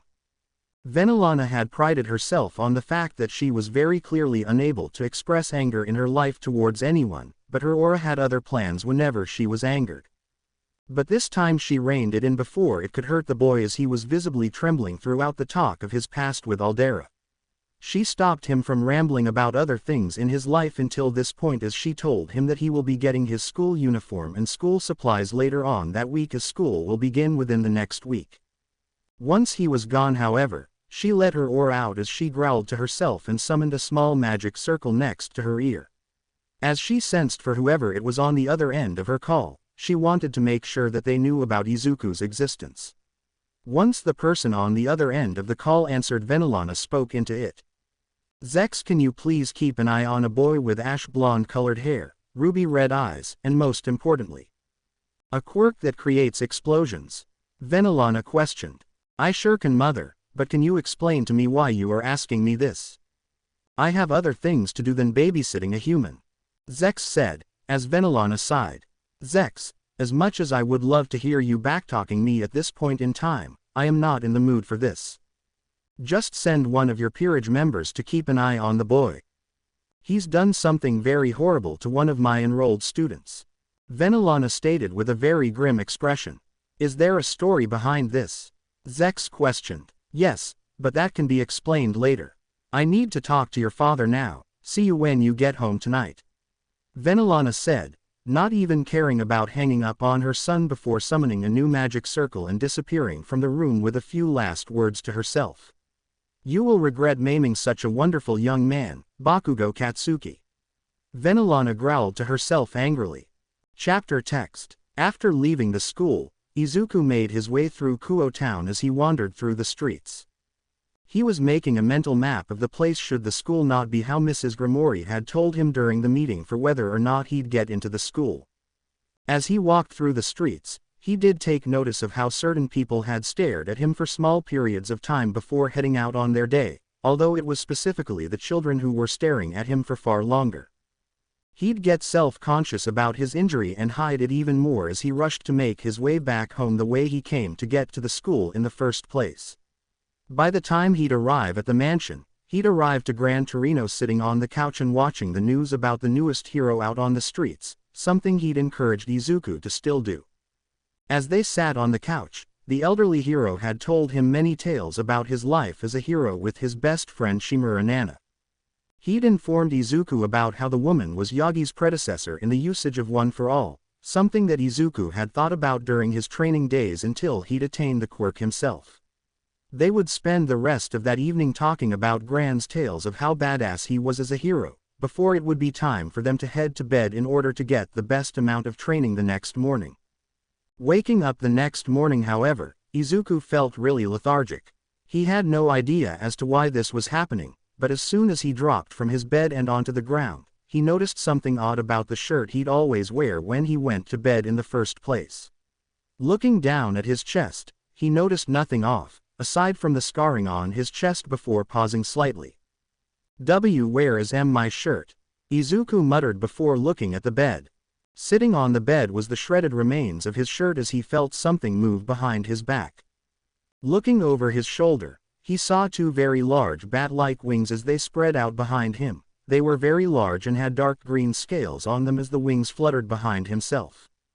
Thinking back on it, he raised his hand to his head in order to see if there was something different about the horns he'd been growing for the last month and a half since he'd gotten out of the hospital. And he felt the sharp cartilage of bone on top of his head standing out and pointing upwards for the world to see, so he rushed over to the bathroom in order to see how big his horns were. Staring into the mirror after opening the bathroom door, Izuku was met with someone who very clearly didn't look like him at all. Standing in front of the mirror was a boy who looked like he'd seen better days, but his eyes were what set him off, aside from the scars, wings and horns on his body. Looking into the mirror, he watched as his pupils were actually slitted instead of being like they were normally as a human. Blinking slightly, he watched as for one of his eyes a weird membrane that was for birds and lizards definitely blinked for him instead of his normal eyelid, causing him to stumble backwards, smacking his tail on the wall behind him with a dull thud. "Wait, tail?" Izuku asked, before turning behind himself. Sure enough, there was another appendage that had managed to pierce a hole through the back portion of his shorts, revealing a 5-foot-long tail with small spikes on top. Moving the appendage closer to himself, surprising him greatly when it actually listened, he placed his palm over the scales of said tail as well as the spikes, realizing that they were similar to the scales on his wings. He let out a small insane chuckle before slowly walking out of the bedroom with bags under his eyes and walked down the stairs of the building to get something to eat and think about his sudden manifestation of draconic body parts later. Once he entered the kitchen, however, he was brought with the image of his mother cooking him something to eat. only for him to shake his head and have that image completely changed to nobody being in the kitchen itself. This caused him to remember the whole plan that Yagi and Torino-sensei had told him about in order to keep him and his mother safe from the one person they didn't want him to face. Not that Izuku would search this person out in order to defeat them before they had the chance to get to his mother. Sighing heavily, Izuku went to make something to eat, something he'd done in the past since he'd wanted to do something that didn't make him feel like a burden to his mother in the past. It was later on in the day when Gran Torino had entered the house to see Izuku sitting on the ground in the living room with a serene expression on his face. But the thing that caused the man alarm was how the boy had very clearly undergone a transformation the previous night, and he certainly wasn't informed about the boy's heritage, as the moment he saw the draconic limbs he let out an angered yowl. "When the hell were you going to tell me about this brat?" Gran called out, as he slammed foot towards the boy's head. Izuku questioned, whilst moving his head to the side, dodging the attack entirely. "Tell me why you are like that and how nobody thought to tell me about this." He growled out, pointing a finger at Izuku. I woke up like this. My mom found out about my horns that were growing in at the hospital a couple days before I was going to be let out. I didn't think much of it at the time since they were bumps on the skin of my head," Izuku said, as Gran stared at him. "I will have to call your mother on this, because you're going to have to get used to this kind of transformation, since these kinds of things have secondary abilities that will cause more harm than good if you train with them active," Gran said, with a sigh, leaving the house to make a call. Izuku, since he wanted to test out his new abilities, had gone out the back door of the house and began to test his new appendages in the safe environment of his 200-acre land. Moving towards the roof, he prepared mentally that he was going to definitely jump off of it to test the waters of his wings' capability to carry him and fly around the place. Although when he got to the roof, he looked down and immediately started having second thoughts. Before he was promptly kicked off the roof by his mentor as the man cackled at Izuku's folly of scrambling his wings into a flapping motion. He managed to learn how to fly though, so there was that. He kind of realized this was why what could he even call Yagi at this point? The man was clearly a father figure for him, so he could call him a dad, but it'd be more like a stepdad kind of way. Before long, he continued testing the abilities he had as a dragonkin based on the quirks of this world's standards. However, by the time his testing of his own powers were over, Yagi had come over with some breaking news for Izuku. As it turned out, the time he trained himself to become as strong as he currently was caused his body to look as though it were the perfect vessel in order to take on his power. So he stood in the backyard of his home as he stared at the man who asked him to take his quirk on and keep it from any and all those who wished to take it from him. The wind blew behind the two as cherry blossoms from the nearby tree had blown some of the petals from the flowers past the two. Their hair was waving through the air as Yagi transformed into his All Might form. "Young man, know this. Everything you've done up until this point has led you to this very moment. Not the whole maiming thing, however. That was something that was not in my plans," Yagi said, as Izuku nodded. "Just know this, kid, there is the saying that when you train hard to gain something, it is earned. Not given. I am giving this power to you because you trained hard to attain it. You will not be able to use full power right away. But just know that in time, you will become so powerful that you will overshadow my prime power," All Might said, as he smirked down at Izuku. I don't feel as though I deserve this power. Is it really a good idea?" Izuku asked, looking at Yagi in the eyes. "Young man, I couldn't have chosen a successor who was half as good as you were. Now you might be expecting me to pass my power to you through some overly complex manner. But the thing is, you need to ingest some of my DNA just to gain the power. I also have to be willing to pass it on for you to gain the power of my quirk. Come to think about it, I never really told you about my quirk, did I?" All Might questioned. "And no, all you've said was that why you'd tell me what it was when the time came," Izuku said, as All Might nodded. "This power that I have was passed on to me through my own master. Her name was Shimura Nana, and she was the pro-heroine Urella. When she gifted me the quirk, she informed me that power is earned, not given. This is not a handout, young Midoriya.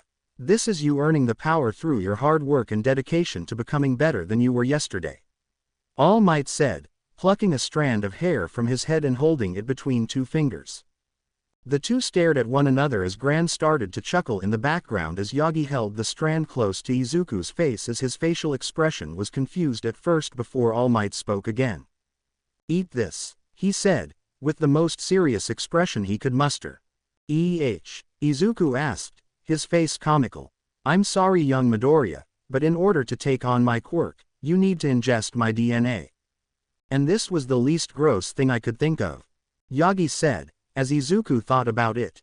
"See, couldn't you have done a blood transfusion?" Izuku asked. "If I did that your body would reject the blood entirely, destroying the point of me doing that." All Might said, with a very unhappy expression.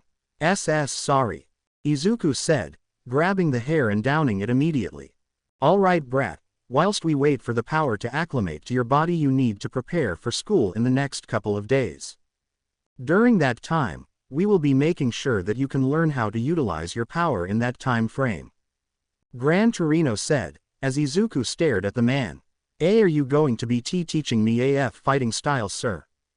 Izuku asked, as Gran smirked. "I won't be, you will be learning from someone I know. And trust me kid, they will teach you how to fight back against those who are either physically stronger than you, or faster than you," Gran Torino said, as Izuku felt slightly worried.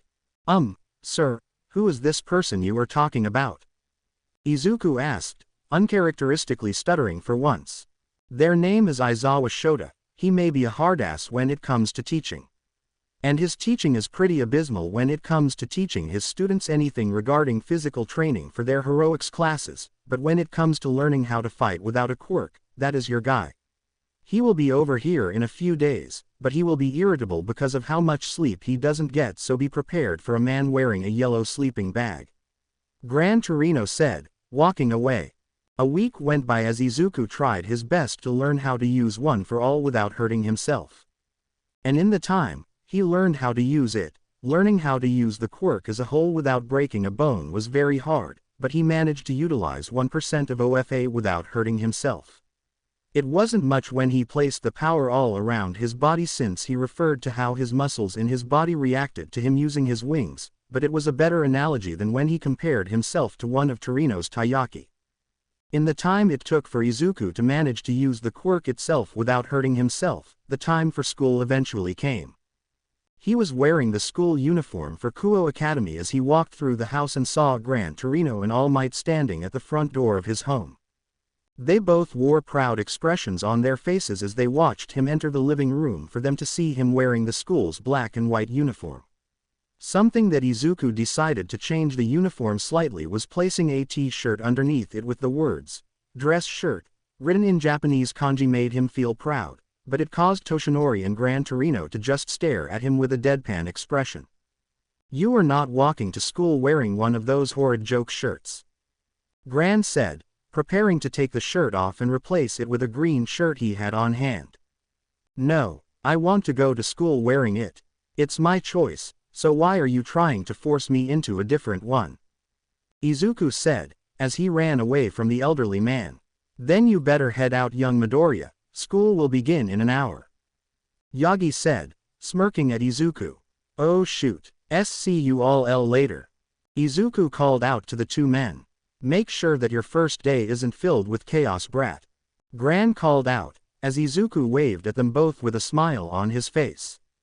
"It's been a month and a half since I'd seen him smile. Torino, has he smiled at all until now when you were training him?" Yagi asked as Izuku's form disappeared over the horizon. "No, this was the very first time." "What, you angered by what that school district did?" Gran questioned. "It's not what the district did, it's what this society forced onto him. They dropped the case because he was quirkless, and the police had my backing on that case," Toshinori growled out. "Don't worry Toshinori, karma has a way with getting vengeance for someone. It doesn't have to be from us, but someone who cares about the boy equally as much as we do," Gran Torino said, as Toshinori looked at his diminutive mentor. "I hope you're right," he said, as they headed out for their respective home and workplace. Izuku arrived on the school grounds when he saw the place fill up with both young men and women. They looked in his direction before heading down the halls to their own respective classrooms for their specific grades within the school. Although, Izuku did notice one of the women staring at him in confusion as he walked through the halls. Something about her though made him wary of her existence. She had long crimson-colored hair and teal-green eyes, not to mention she had a body that most if not all the girls from Aldera would kill to have. Not that he paid attention to that. He was a good boy. He looked at his schedule as he saw he'd be in Class 1B for his entire year when it came to his homeroom and multiple classes throughout the year. Once he explored the place, he found the classroom and entered it with a very high cautious attitude for his potential classmates. Entering the room, he found about 3 to 4 boys in the class as a whole whilst the rest of it was entirely covered in girls, something that he was plenty aware of as this used to be an all-girls school. Looking at the seating chart, he found that he'd be in the back of the classroom in the middle as he let out a sigh of somewhat relief, mainly because his neighbor in terms of his seating area was a girl. A girl apparently named Murayama. She gave him a glance before focusing back on the front of the classroom as Izuku gathered his supplies. Everyone in the room were talking to one another quietly as Izuku placed a few items on his desk in preparation for the first day of school. Once that was all gathered, he sat down in his seat as he looked around the classroom as a whole, and each student looked as though they were normal students who looked like the average student from high school. The teacher eventually entered the classroom and did a roll call, but that was mostly to make sure all the students within their class were present. Once getting everything set up and prepared, the teacher began the first lesson that the class would be doing, and Izuku was getting really into the lesson as a whole. About an hour after the lesson started, the teacher told the class that the next one will be in the same room, so they don't have to go anywhere. Once that was stated, the teacher left the room, allowing the students to converse with one another for the time being, allowing them to make small cliques between their peers. Most of the girls teamed up into one large super clique as Izuku kept to himself on the outskirts of the classroom as a whole, not like he really even tried to do that. His classmates of the male variety had stuck together in a small cluster of 4 whilst he was left alone as the sole boy who wouldn't have any friends from the class. Izuku was fine with that, so long as he wasn't disturbed, then nothing could go wrong in his mind. So, not to sound rude or anything, but what happened to your arm? A girl asked, as Izuku looked over at the girl. She had short brown hair with glasses over her eyes. She had golden brown eyes as she stared at Izuku with intrigue before looking him up and down and licking her lips. I was involved in an accident, Izuku said, slowly trying to hide his past as much as possible. Really, I'm pretty sure that an accident doesn't involve getting maimed, the girl said, as Izuku's pupils began to shrink. I'd rather not talk about it, Izuku said, looking away from the girl. Okay. You do you, man. The name is Kiryu Aika, nice to meet you, Kiryu said, introducing herself. My name is Midoriya Izuku. Nice to meet you, Kiryu-san, Izuku said, shaking the girl's extended left hand with his right. Nice to meet you, Midoriya-kun, hope our time in the same class helps us become great friends, she said, smirking at him. Izuku noticed a certain gleam in her glasses as he felt a shudder come across his entire body, as though he had an involuntary shiver. That was until he noticed a small factor about the girl in front of him. She was rubbing her thighs against one another as she giggled slightly manically, which caused him to lean back a little. He was prepared to ask if she was all right, before he noticed her clearly staring downward on his body, to which he immediately yelped and moved his desk backwards in order to hide himself from the girl. At least you'll be a grower, she said, ominously, before walking away with a mischievous expression on her face. Chapter text. A year has passed since Izuku first started coming to Kuo Academy. The life he'd lived before he came to Kuo Town had been somewhat long forgotten, as he made sure to keep an eye out on the news for anything happening with All Might. Learning that the man had been reduced to his skinny form after the Battle of Kamino Ward really hurt Izuku mentally, considering All Might was his mentor as well as secondary father figure. And to hear that his mentor had nearly died at the hands of All for One and was simultaneously killed by Bakugo was very surprising to hear, but when he'd seen the fight with All Might and All for One, he had really wanted to enter the place and help. But he knew that if he were to be found, All for One would sick Shigaraki on him almost immediately just to steal the quirk. In the time that had passed, Izuku had trained One for All in secret. Just enough that he could control 80% of the power without hurting himself, and just seeing all those people in danger really hurt him mentally. So much so that he thought that because of his inability to enter the fight and assist his mentor in fighting the ultimate evil, he was a coward. When in reality his mentor had informed him that the fight he'd be having with All for One was a battle that only he alone should take on. As Izuku's training wasn't even complete as of yet, Izuku had run across most of Japan in order to just reach All Might in time to get him to safety out of sight of anyone recording everything. By the time he'd gotten All Might into his home within Kuo Town, he had given the man medical aid. But the memory of the man near death still haunted him to this very day, even with Shigaraki Tamura behind bars as of right now. He couldn't help but think that the man would escape from his prison soon. Leaving the house, he found himself walking towards Kuo Park in order to calm his raging mind about everything that happened within the span of a year since he began his life outside of the cities. He'd heard about many attacks that the heroes had to suffer from before they'd managed to come out on top. The USJ, where students within Class 1A had lost a couple students because they were placed against villains who would go for the kill without remorse. The summer training camp for Classes 1A and B were attacked by the very same group of villains, but this time the villains were able to escape once again with 2 students in tow. Then came Kamino Ward as All Might's true form was revealed to the world, as a shrunken shriveled-up old man struggling to hold on to his title as the symbol of peace. A few weeks after recovering from his fight against the monster of a man, All Might retired from being a pro hero.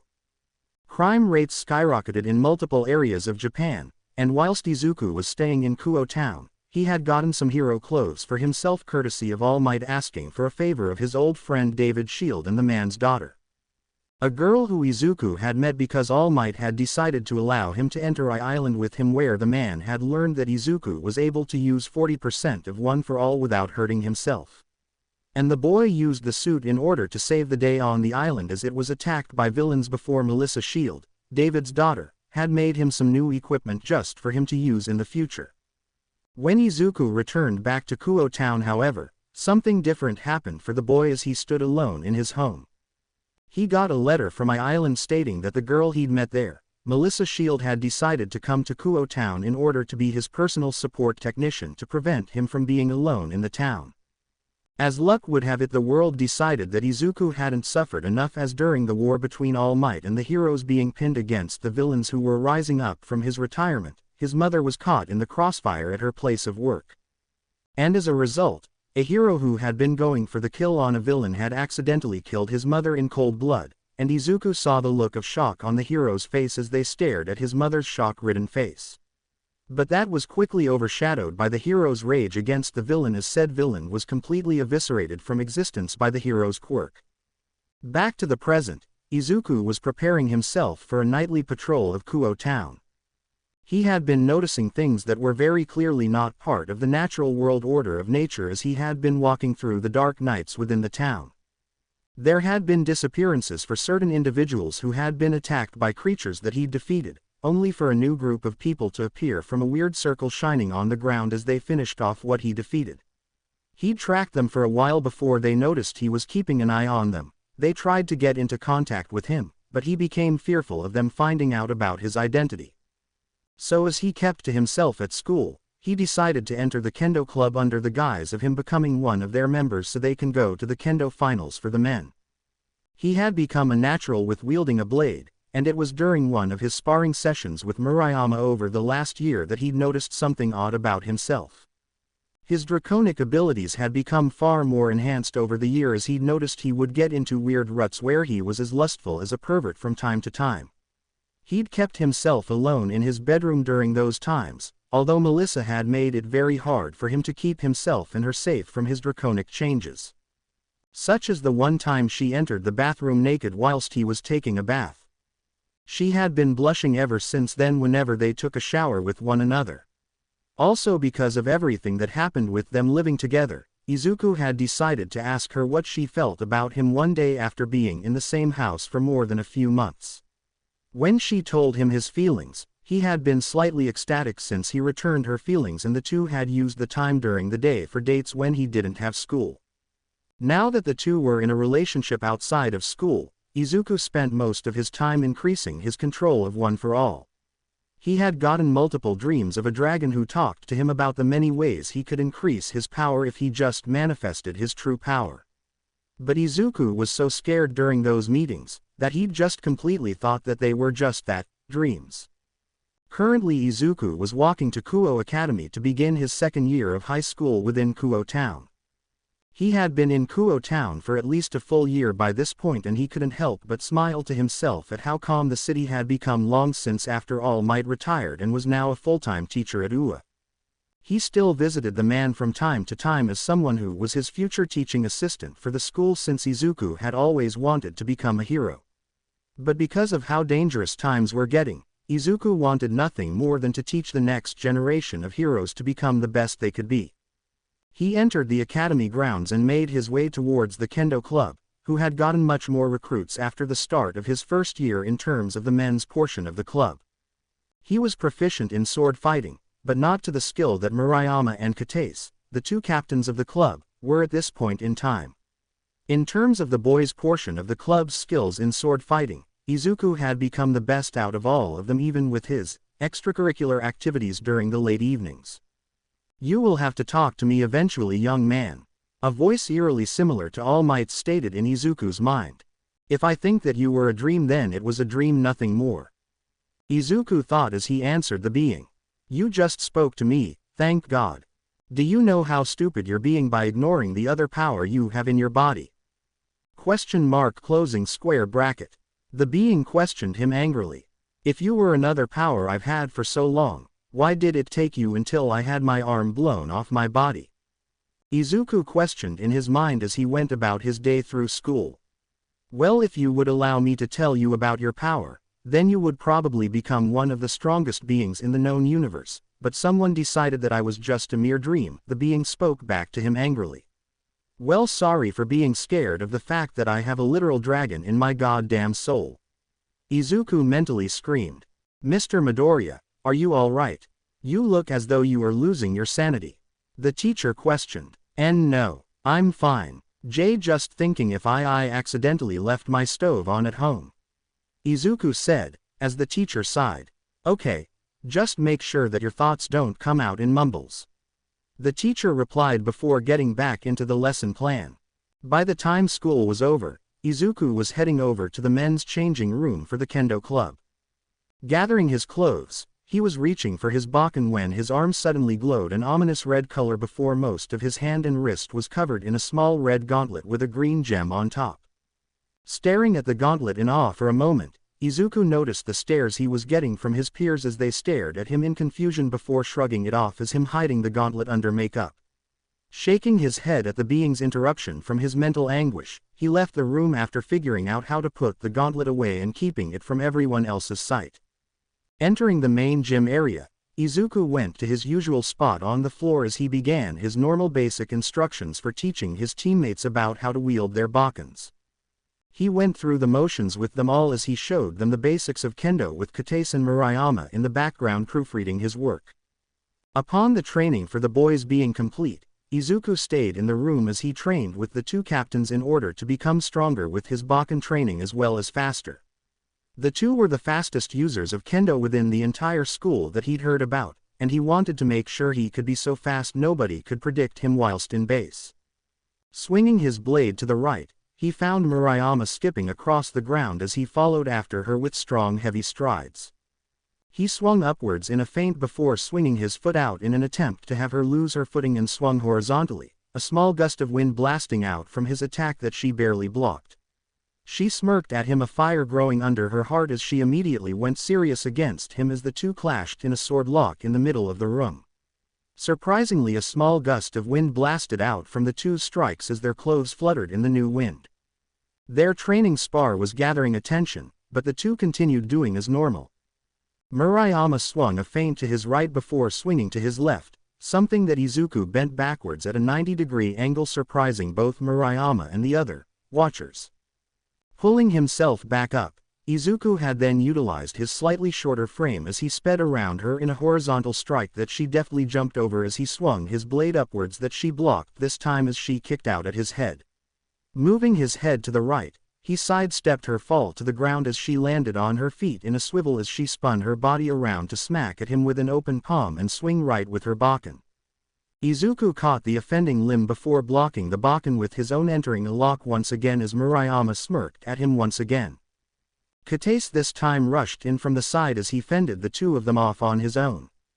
Katase went for his left whilst Murayama went for his right, and as he tossed his blade into the air, he blocked their strikes with his arms, a small gust of wind exiting his body and moving around the surrounding area harsher than his clash with Murayama in a controlled area. His bakken fell from the sky as he jumped up and caught the blade before slamming it as hard as he could against their raised guards as a much louder crack of their bakkens was heard around the gym as it echoed. Snap! Both Izuku and the two girls noticed that all three of their bakkens had snapped from their final clash, and Izuku, still in freefall, gained a fearful expression as he continued to fall towards the two of them. Falling onto the girls, they tumbled to the ground as all the girls in the surrounding area rushed to the trio as they pulled the girls off of Izuku's back as he had taken the brunt of the fall, putting himself underneath them, somehow. Once the girls were pulled off his back, they noticed something odd about his looks. His entire body appeared as though he had wings that were spread out as he slowly stood upwards. "Huh, what's up?" Izuku asked, tilting his head. "Midoriya, when did you have a quirk?" Murayama asked, confusedly. "What are you talking about?" "I don't have a quirk," Izuku said, as Murayama just pointed at what was growing from his back. "Oh shoot," Izuku muttered as he realized that his draconic wings and tail were out. Would you believe me if I told you all that? These are just heteromorphic traits I got from my father," Izuku asked, as the girls stared at him. "Wouldn't you have a quirk if you gained heteromorphic traits then?" Katase questioned with a deadpan. "Shoot, you're right, but you'd believe me if I said it, right?" Izuku asked, as the girls of the entire club just looked at him with a deadpan. Have any of you heard of the supernatural?" Izuku asked before hearing a voice in his head again. "So now you believe what I said?" The voice growled. Darn it, Drake, not now." Izuku muttered unknowingly aloud. Drake, who's Drake?" Murayama asked, confusedly and looking at Izuku very suspiciously. "Crap baskets," Izuku mumbled. Chapter text. After the long storytelling of Izuku informing the girls about his quirk awakening during his training at his home, they were very welcoming of the fact that he was just keeping himself fit in his quirkless form of fighting rather than using his quirk. Izuku may have been training how to utilize his quirk, but he chose this time to show them the real power of someone who was quirkless and had a power of the supernatural, something that Drake had been very excited for as he taught Izuku everything he could about the first part of the boosted gear as he called it. When informed about how his power when it grows from his draconic heritage could become enough to kill gods, Izuku was completely skeptical until he was told on his way home of one of Drake's predecessors' usage of his boosted gear, sacred gear users having managed to kill a god of a different pantheon. He wasn't sure which pantheon it was, but that was the highest feat of power a human had used the sacred gear housing his soul within had ever reached. And the strongest one to do that was his strongest user, who had managed to kill 2 white dragon emperors whilst being defeated by the third user of the sacred gear who was their antithesis in all but strength. But as Izuku left the school and made his way home, he had pulled out his vigilante garb as he thought about going out on a patrol in Kuo Town this time of day. It was the weekend after all. So as he was making his way towards an alleyway, he called Melissa to tell her that he was going to be home late that evening and to make sure that his dinner is in the fridge. After hanging up on the young woman, Izuku let out a massive sigh of relief. He was finally going to show everyone that he had not disappeared from the shadows within Kuo Town, and he was still doing research on some very suspicious figures within the town that he'd found early on in his time in Kuo. There was a string of murders that were going on and each one were very religious in nature. So making sure to have his earpiece on, he took off into the night after putting on the vigilante garb that Melissa had created just for him to take on his dream of being a hero, albeit without the license to prove it. Traveling through the dark abyss that was the evening within Kuo, Izuku made perfect rounds of the town as he came across a certain church many times throughout the night, which made him curious about it. "Hey DxD, what are the chances that the people who are murdering innocent civilians are within that church over there?" Izuku asked, aloud through his voice modulator. "On a scale of 1 to 10, I'd have to say a good 8 on that one, partner. Never have I ever thought that you'd use smarts in order to figure out your opponents. Albion will be grumbling to death on how I have a smarter host this time around," DxD chuckled. "I never heard you speak about Albion aside from small stories of your heyday. When we get back home, how about you tell me about the times your host is lost to the White Dragon?" Izuku questioned as he slowly made his way over to the church. "All right, but you better make sure that you don't get too injured. You know how much your mate hates it when you come home with horrible injuries," DxD said with a warning. "Don't worry DxD, it probably won't be that bad," Izuku muttered before landing on the ground just outside the church's territory. "Well, no time like the present to see what is going on," Izuku mumbled as he entered the church's range of influence. Izuku was currently flying around the town as he dodged attacks from his pursuers.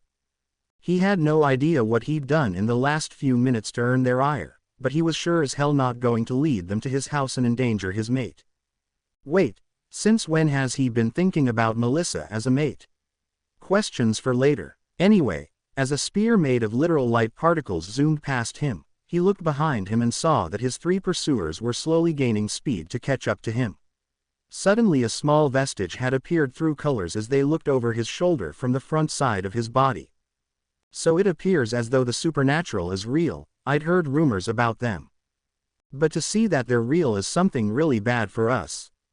Second's voice rang out. "You know about the supernatural? Since when?" Izuku questioned to himself, his voice modulator being muted. "I've come across some devils and angels from the Christian pantheon a couple times. But I'd thought that what they used were quirks, but to see that their attacks were what resembled the abilities that most angels used from back during the dark ages of quirks. They are real," Second said, as Izuku nodded. "What's the best way to take down those fallen angels?" Izuku asked, being questionary on the fallen part because of their black wings. "From what I heard from some devils, you need to use dark magic to completely kill them and wipe their existence away. Either that or you completely overpower them with your own pure strength and power," Third said, as Second nodded. "Okay, so overpower them or use magic. Something that I'd have yet to learn, so overpower them it is," Izuku muttered. Turning around, he faced his attackers as they showed themselves. Instead of hiding behind the feathers, they littered all over the sky. There was 4 fallen angels, from what Izuku could talk about them, surrounding him in the shape of a square around him in the sky. 1 was male, the rest were female, and if there was anything he'd learned in class, men are naturally stronger than women based on genetics and biology itself, probably evolution as well. So taking a deep breath, Izuku charged one for all up to around 15% of what he could naturally do, as his green lightning were completely non-existent to what he was using in order to escape them. As he floated in the air with his dragon wings, he really hoped that Nana would stop crying in the corner in his head. It was really distracting. "So you finally stopped running, dragon? Have you finally remembered that you should fight instead of running away?" One of the fallen questions. "I'm not sure if you are aware of this, but aren't dragons stronger than you guys?" Izuku asked, with a smile under his voice modulator that covered his natural voice. "What makes you think that we're weaker than a weak dragon like you?" The male fallen questioned. "Well, the fact that it took you all most of your energy to keep up with me," Izuku quipped as the 4 attacked from all sides. Danger sense spiked when the most dangerous out of the bunch, a black-haired woman with violet-colored eyes, had attacked him from behind. He dodged out of the way with a spin in the air from his wings as he sent a kick into her gut before he grabbed her arm and took her light-based weapon and pierced it through her leg, causing her to let out a scream of agony. Throwing her down towards the ground, Izuku then dodged the attack from the man of the group as he thrusted a blue-colored light spear at his general direction as he sent a punch towards the dark blue-haired fallen, who deftly dodged. He was then grabbed from behind by the shortest of the bunch, a girl with drill-like hair pattern, before he just glared at her from the corner of his eye, causing her to freeze in place. He spun around in their impromptu hug as he broke free from it and slammed a fist into her face, sending her down onto the violet-eyed fallen below. Dark blue came from behind as he dodged the attack before sending a pressure wave of air displacement at the man before he tried to dodge before his wings were hit from the attack. "Gah arg," the male cried out as he fell to the ground below. How are you this powerful?" the dark blue-haired woman asked, fearfully. "That's because I've been protecting this town ever since I got here. Remember this name when you return back to your boss. Deku the Draconic Vigilante protects Kuo Town," Izuku said, speed blitzing the woman faster than she could see. Once he slammed the woman down onto her allies, they all disappeared in a large number of black feathers. Landing on the ground, Izuku let out a sigh of relief as he turned to look behind himself as danger sense pinged a new threat coming for him. As his body moved in slow motion, he noticed movement coming towards him faster than he could notice for the moment before he increased one for all's power usage and saw a young man with ash blonde colored hair and gray eyes swinging a black blade at him. Blocking it with his sacred gear, Izuku heard the clang of the weapon slamming onto his gauntlet as he stared into the young man's eyes. "Who are you, and why are you in devil territory?" the young man asked. "Why am I in devil territory? I've been here for a year and a half," Izuku retorted as he bounced away from the young man as a short girl with white hair had thrusted a fist where he last was. "This is bad for you, partner. You aren't equipped to take on one of the devil families in this town. You should retreat and recuperate from your patrol tonight. Once you are done you can sense out the devils on Sunday," Dedrag said in Izuku's mind. "All right, just need to do something that will cause a distraction for these devils," Izuku thought before taking to the sky. Flying high into the sky, he found that there were two more devils floating nearby as he floated in the sky for a moment. A red-haired woman with a very voluptuous body with a black-haired woman with violet-colored eyes and a similar body type as the red-haired girl had been looking at him in alarm. A weird circle appeared next to the two's ears and Izuku knew right then that he had to get out of there as fast as he could without garnering any more attention from these two. Turning around to fly away, he felt the sudden pang of danger slam through his mind as his entire body moved on its own to dodge a blast of red and black energy that had flown past him. And taking his chance he flew off in the direction of his home so fast that the two who had started to follow him only followed a mirage of him that continued past his home. Entering through the front door of his home, Izuku took off his vigilante garb as he placed it over near the dirty clothes hamper. Once he took off his shoes, he walked over to the couch as he thought about the fight he'd had with the fallen angels, from what Dedrag told him about, as well as the devils. They were using abilities that were very similar to that of quirks, and if he could analyze them, he could probably come up with different uses for them. But as soon as he was about to pull out a notebook to write down the abilities, he'd seen a hand entered his view grabbing the notebook. Looking up he saw Melissa staring at him with a pout on her face as she stared down at him. In the last few months alone, her body had undergone changes that he'd thought wouldn't ever happen. Her hips and rear had become slightly larger to support her much larger s that now were h-cup in size, not that he had counted the number of numbers that could have been in terms of bra size. But because of his very horny mind right now, because he'd never gotten into a relationship before, Melissa had shown him the very different ways a girl's body could make his own become. Very pleasured by her, all he could think about was how his mate was asking for his attention. Melissa, what do you need?" Izuku asked. "So mind telling me why you were mumbling to yourself whilst on your patrol tonight?" she questioned. Why you heard all that?" Izuku asked with a wince. "Yes, I heard you talking to yourself as though you were talking to multiple people. Almost as though you have schizophrenia," Melissa said, looking at him worriedly. "Well, since I'm not getting out of this, you might wanna sit down for this. It's going to be a long talk," Izuku said with a long sigh. "It better pertain to whatever the hell your quirk is," she said, as they sat there. "It does. It all begins with two brothers, one who wanted to become a hero, but was very sickly looking. And another brother who wanted to become the strongest foe in a comic book, someone who was the literal demon king," Izuku said, as he began to talk about the history of One for All. Over inside the halls of Kuo Academy, a crimson-haired young woman walked towards the empty halls towards the student council's office. Once she was knocking on the door, she pushed the door open after getting confirmation that she was to be allowed inside of the place. Entering the room, the young woman looked at another young woman. She had a bob cut of black hair with dark, violet-colored eyes. She had a very small bust but had been wearing glasses over her eyes due to the magic she could produce from them, as the glasses protected others from the magic they could release on mortals. Next to the young woman was a taller one who had long black hair and heterochromatic colored eyes, with one being light brown and the other being violet in color. Like her master, she was wearing glasses because she required their use to be able to see properly. Sitting on the couch next to the crimson-haired woman was the black-haired and violet-eyed girl who was with the crimson-haired woman fighting Izuku earlier in the evening as they drank some tea in the office. The bob-cut hair young woman moved over to the other couch just opposite to the crimson-haired girl as she took a sip of her own tea before questioning the women's reason for being there. "Rias, to what do I owe the pleasure of meeting you here unannounced?" the woman asked, giving the crimson-haired girl a name. "Sona, I need you to do an active search for anyone who has been in the school for about a year and a half. As well as search for students who have been here in Kuo Town for around the same amount of time," Rias said, as she looked at the ground with a nervous expression. "This must be a very big issue for you to ask me this, Rias. Is there a reason as to why you are asking this of me?"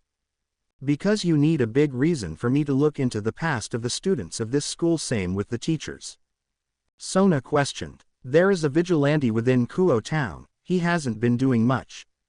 But from what I can tell, he only uses one arm when he fights, and not only that, but he's taken down multiple stray devils on his own.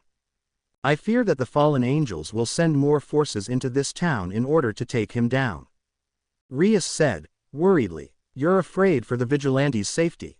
How strong must he be in order to take down stray devils?" Sona asked, curiously. "Sona, he was able to take down multiple stray devils who were in the B class in terms of their danger scale. And from what he left behind of them, I'm very serious about making sure that he doesn't get taken off guard," Rias said, as Sona nodded. "Okay, can you give me some information as to what I am to be looking for?" she asked. "I need you to look for any information about someone named Deku," she said, as she looked into Sona's eyes. "I don't need to look very far, Rias," she said, as she pulled out the largest file that the school was given. "What is this?" Rias asked, confused. "This is all the information about one Midoriya Izuku. He has been here for exactly the amount of time you've stated the vigilante has been in this town.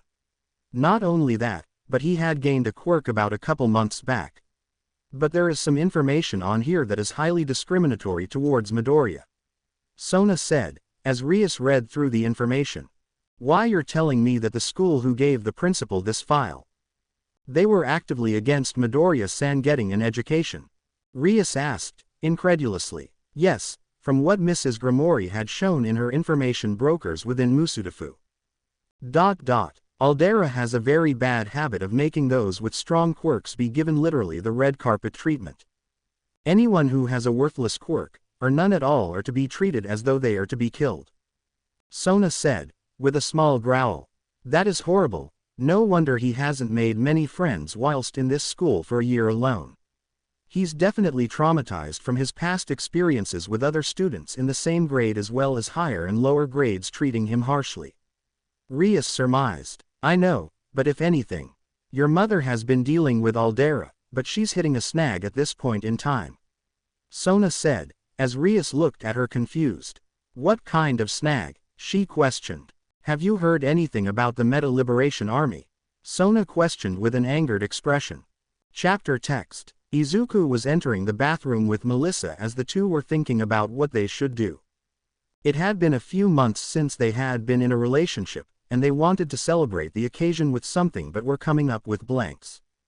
Although they took showers together and weren't becoming a blushing mess whenever they saw the other without clothes, Izuku was far more occasional when it came to giving Melissa her space. He exited the shower before Melissa since he had a meeting with All Might and Gran Torino this morning because of the encounter he had the previous night with the devils within Kuo Town. As he entered the living room of the building, he heard knocking at the front door and moved towards it. Opening the door revealed Yagi and Gran standing next to one another as they both smiled at him with their compassionate-filled eyes as he let them in as they moved towards the couch. The two were sat on the couch as Izuku went into the kitchen to make some tea for the three of them to drink from, and even though the two were very busy lately, they still were able to make time to spend with him and Melissa. All Might was initially against the two being in a relationship, but ever since Izuku's mother had died he never spoke bad about having Melissa be in the same building as his successor. He was more surprised that the two didn't enter a relationship during the time that Izuku mourned his mother's death, but now that the two were in a relationship he was happy that they were taking it slowly. "So is there a reason you called for this meeting, brat?" Gran Torino questioned, getting right to the talk. "Yeah, have you all noticed the supernatural world?" Izuku asked, as both Yagi and Gran stared at him in confusion.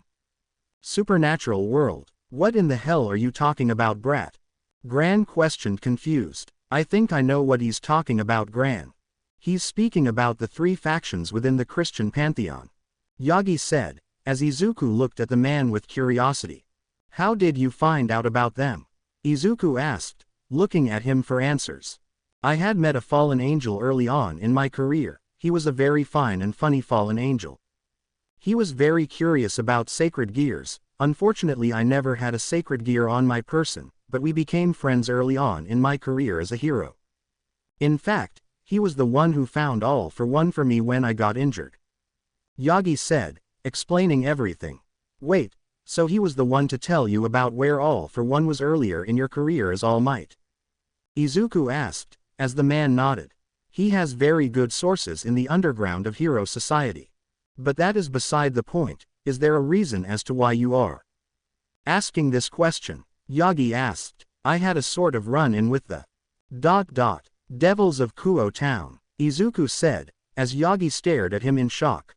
"They have their hands on Kuo Town. I had checked everything inside the town myself, there should have been no way for them to have been living here. I checked everything for their presence," Yagi said, as he started to pace around the room. "Sir, they found me on one of my patrols around the town. But they clearly didn't know me. They told me that they've been living in Kuo Town for a lot longer than I was," Izuku said, as Yagi nodded. "If they've been here longer than you being here, that makes it passable for me to have failed in noticing them. They are extremely close to humans in terms of their outside look. They could appear as one of the humans who live in the town," Yagi said, as Izuku scratched his cheek. Sir, I think I have reason to know why you didn't find them," Izuku said, looking away. "What's wrong, young Midoriya?" Yagi asked. "They're in high school," Izuku retorted as Yagi stared at him in confusion. Gran was watching the scene in front of him with so much confusion that he just started to cook some taiyaki so that he could get some rest. But as the two numbskulls in the living room spoke to one another about the supernatural world that the boy had just stumbled upon, he looked at Melissa who had dried her hair as she walked into the kitchen. She walked over to the fridge as she hummed to herself, and Gran found himself remembering something from the past that he'd recognized as Toshinori doing something rather stupid. Allowing Melissa to live with his successor was a very stupid move in his opinion, as it placed the girl in a lot of danger when it came to her living with him. But since All for One and his protege was finally put down for good, he supposed that the two could live together for now. "By the way, I have a sacred gear," Izuku's voice rang out, as he heard the sound of Toshinori coughing and spitting up blood. "Why you cough? What?" Yagi questioned loudly. "So you're telling me that somehow, someway, that you are holding the spirit of a dragon that is as old as time itself? And you didn't find it in your heart to tell us?" Yagi asked, a little miffed at being in the dark about that. "Yagi-sensei, the last time I'd heard him was just yesterday. But before moving into Kuo Town, I had heard him for the first time when I was in the hospital. For my missing arm," Izuku said, pointing at the missing limb. "Yeah, okay, do you need any help in training your sacred gear right now?" Yagi asked, before the dragon spoke for himself. "I think that the boy's doing just fine without you, Yagi Toshinori," Dedrag said, shocking both Melissa and Gran. "Wait, why does his voice sound similar to mine?" Yagi asked confused. "Don't ask me, my voice came first in time. So if anything you are copying me, you damn yellow fruit," Dedrag said, grumpily. Is there anything else we should know about? I mean aside from you growing wings and horns, Izuku? Melissa asked. Wait, you know about those? I thought that I kept them hidden from you.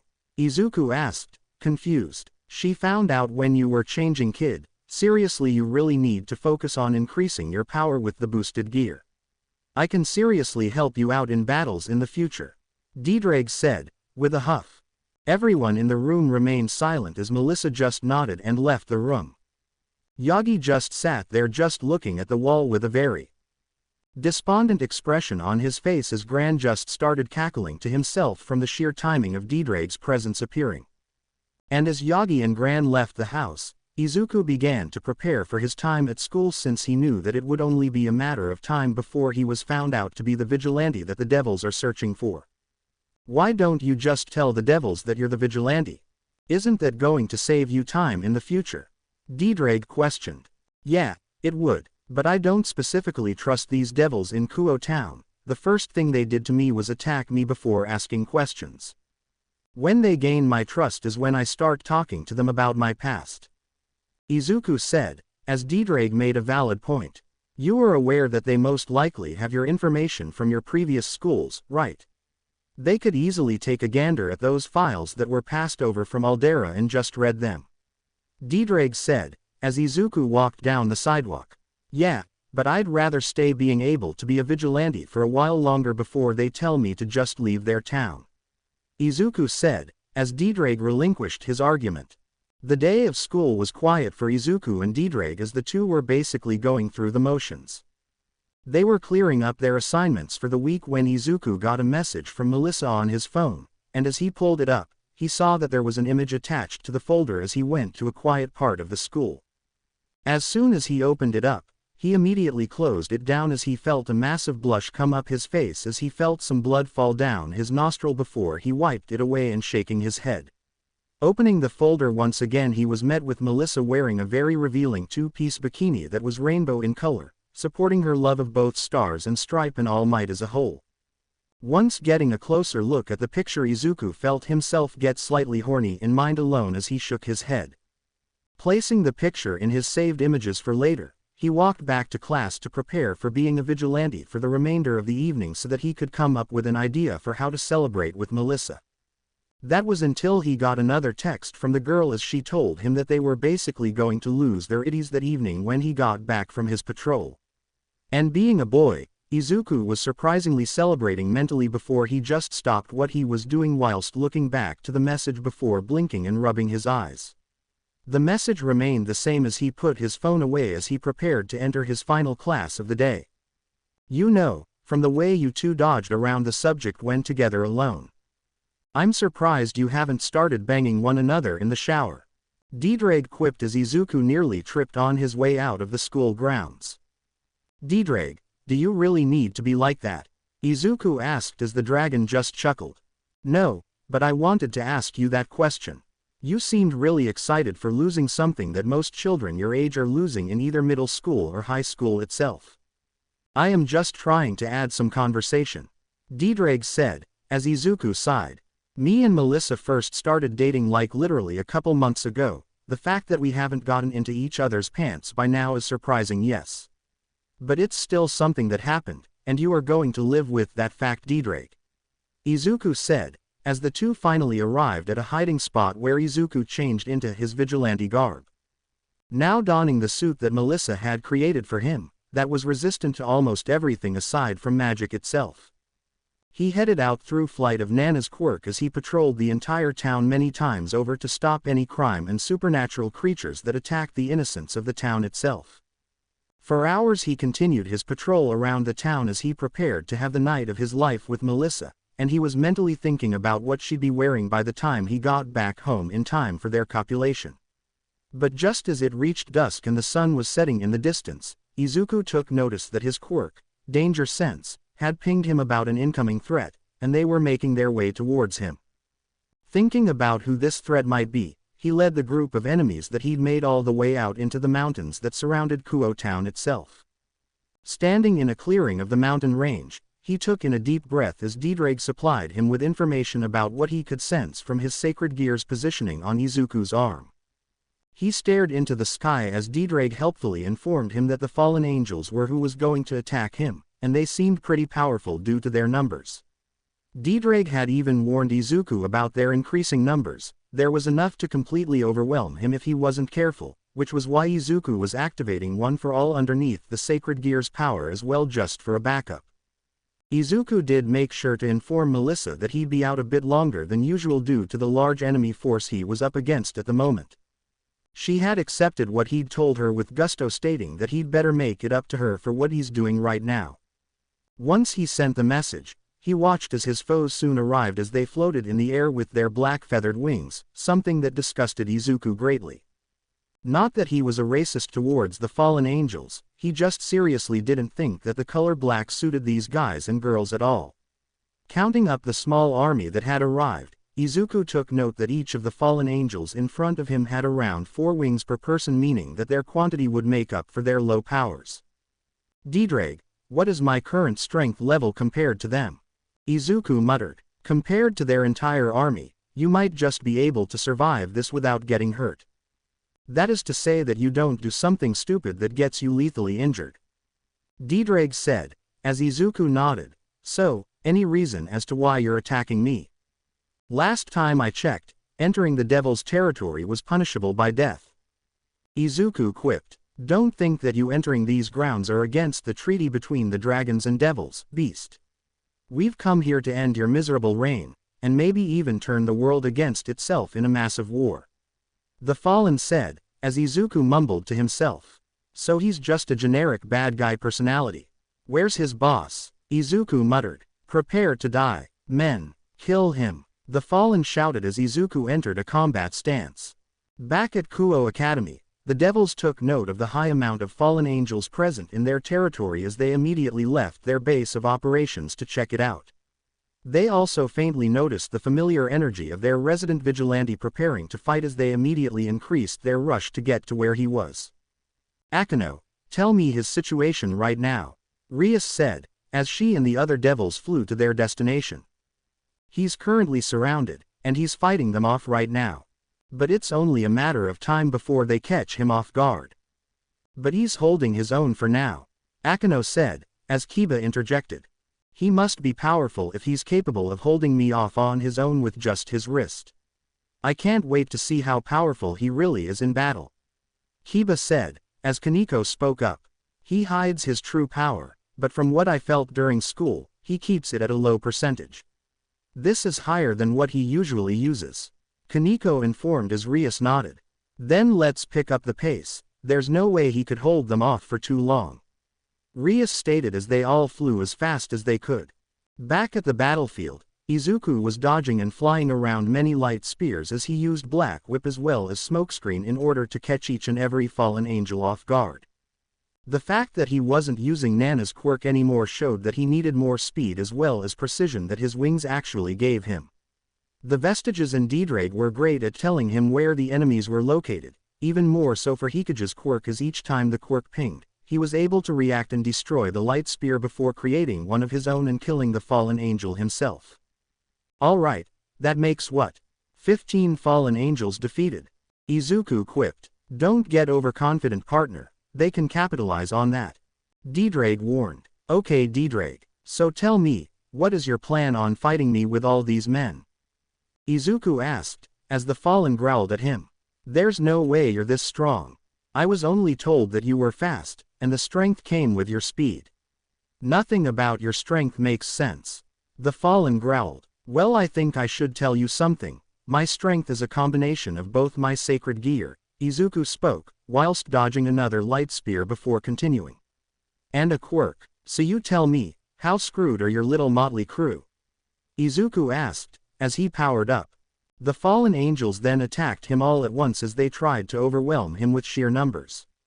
And as Izuku did his best to dodge and weave through their attacks, some of them got through due to the small window of dodging an attack from one and being blasted by another. Izuku's kill count had only increased by a small amount after this part of the fight as he flew through the air before being slammed from above and into the ground as multiple fallen angels blasted him with holy energy from above. Blocking the attack with Black Whip, Izuku had then moved as fast as he could with gear shift as he appeared behind the fallen angels, without them realizing it. "Do you think we got him?" one of the fallen asked. "Yeah, there's no way he could have survived that attack without being killed. I mean there's at least 15 of us compared to one of him." The second one remaining said. "Don't lower your guard, he could be anywhere if he survived. Keep your guard up," the lead fallen said, before something grabbed his throat. "Maelstrom." The fallen angels nearby cried out. "You know, you were right. I was alive. Good for you, that attack nearly did me in, if it weren't for the fact you forgot I have multiple quirks," Izuku said, before snapping the fallen angel's neck.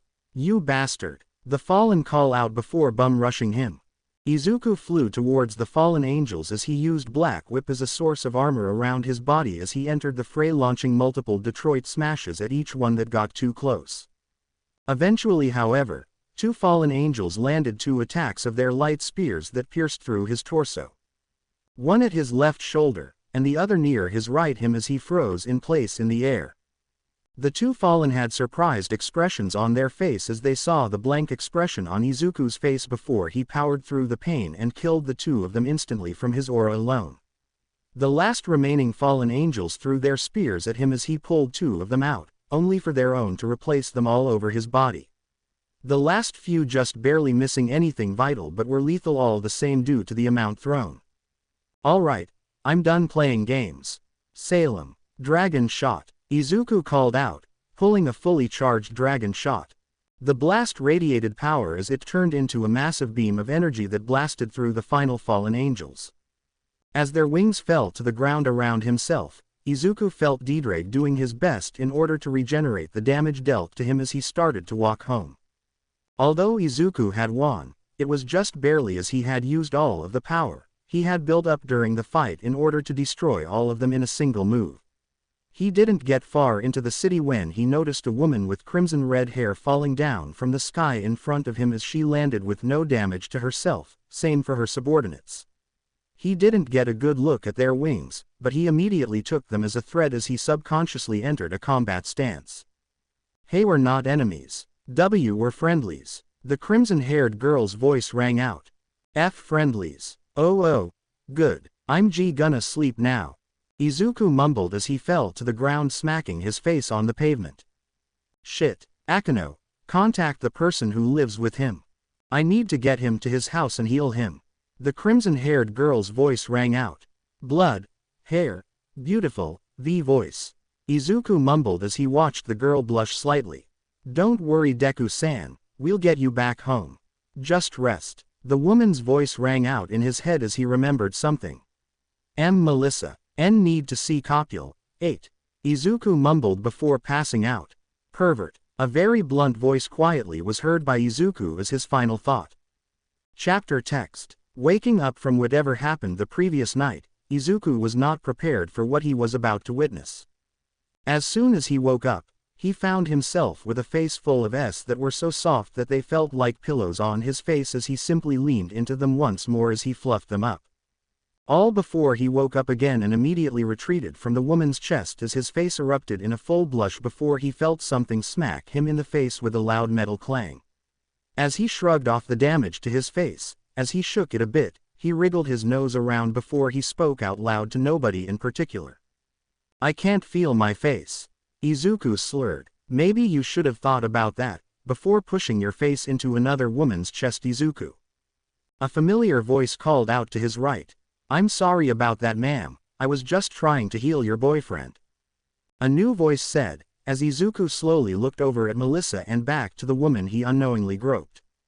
"Heal my boyfriend, you say? So that wasn't you getting very handsy with him when you were supposed to be healing him last night?" Melissa asked, glaring at the crimson-haired woman. I'm sorry, but what happened?" Izuku asked, confused. "Partner, I think that you should probably leave this conversation to the girls. They clearly are needing a talk. You should also get that recording device away from your mate." Dedrake's voice rang out in the room, causing Melissa and the crimson-haired girl to pause in their glare showdown. Izuku looked at both of them. Melissa was just as confused as Izuku was for why the dragon would oust himself as Izuku's sacred gear already. Meanwhile, the red-haired girl had stared at him with stars in her eyes as she was using magic subconsciously to put her clothes back on before attempting to crawl over to him with awe in her face. Looking at Melissa, who was still recording the whole event, Izuku picked up the camera as he turned off the record button and walked out of the bedroom, leaving the two girls to talk it out. Once he closed the door behind himself, he walked over to the bathroom, and entering it he found himself feeling a draft for his lower body, and looking down he saw his little dragon hanging out on display. Shaking his head, he entered the shower as he began to think about what happened in the last 24 hours of his day. If you're wondering what happened, partner, then you should know that your life was saved by the Grimoire of this town. DxD said, as Izuku thought about it. Are you talking about Venelana Grimoire? Izuku asked. Not your school principal brat. I'm talking about the crimson-haired woman who you had unknowingly flashed your beep at. Anyway, you should probably know that she just healed you and didn't turn you into a devil in your sleep. She made sure that she didn't, since she would need the express permission of your mate to do that. DxD supplied. Oh, okay. Well, flashing Grimoire wasn't a good thing. But good thing that I'm not a devil right now. So what did I miss last night? Izuku asked. Nothing much, partner. Just the Grimoire woman just getting handsy with your unconscious form. Other than that, she just healed you of the injuries you'd accumulated in your massive battle yesterday. Good job on killing those bastards, by the way, DxD said, before complimenting. I need to get stronger if I'm going to handle that kind of situation ever again. Izuku muttered.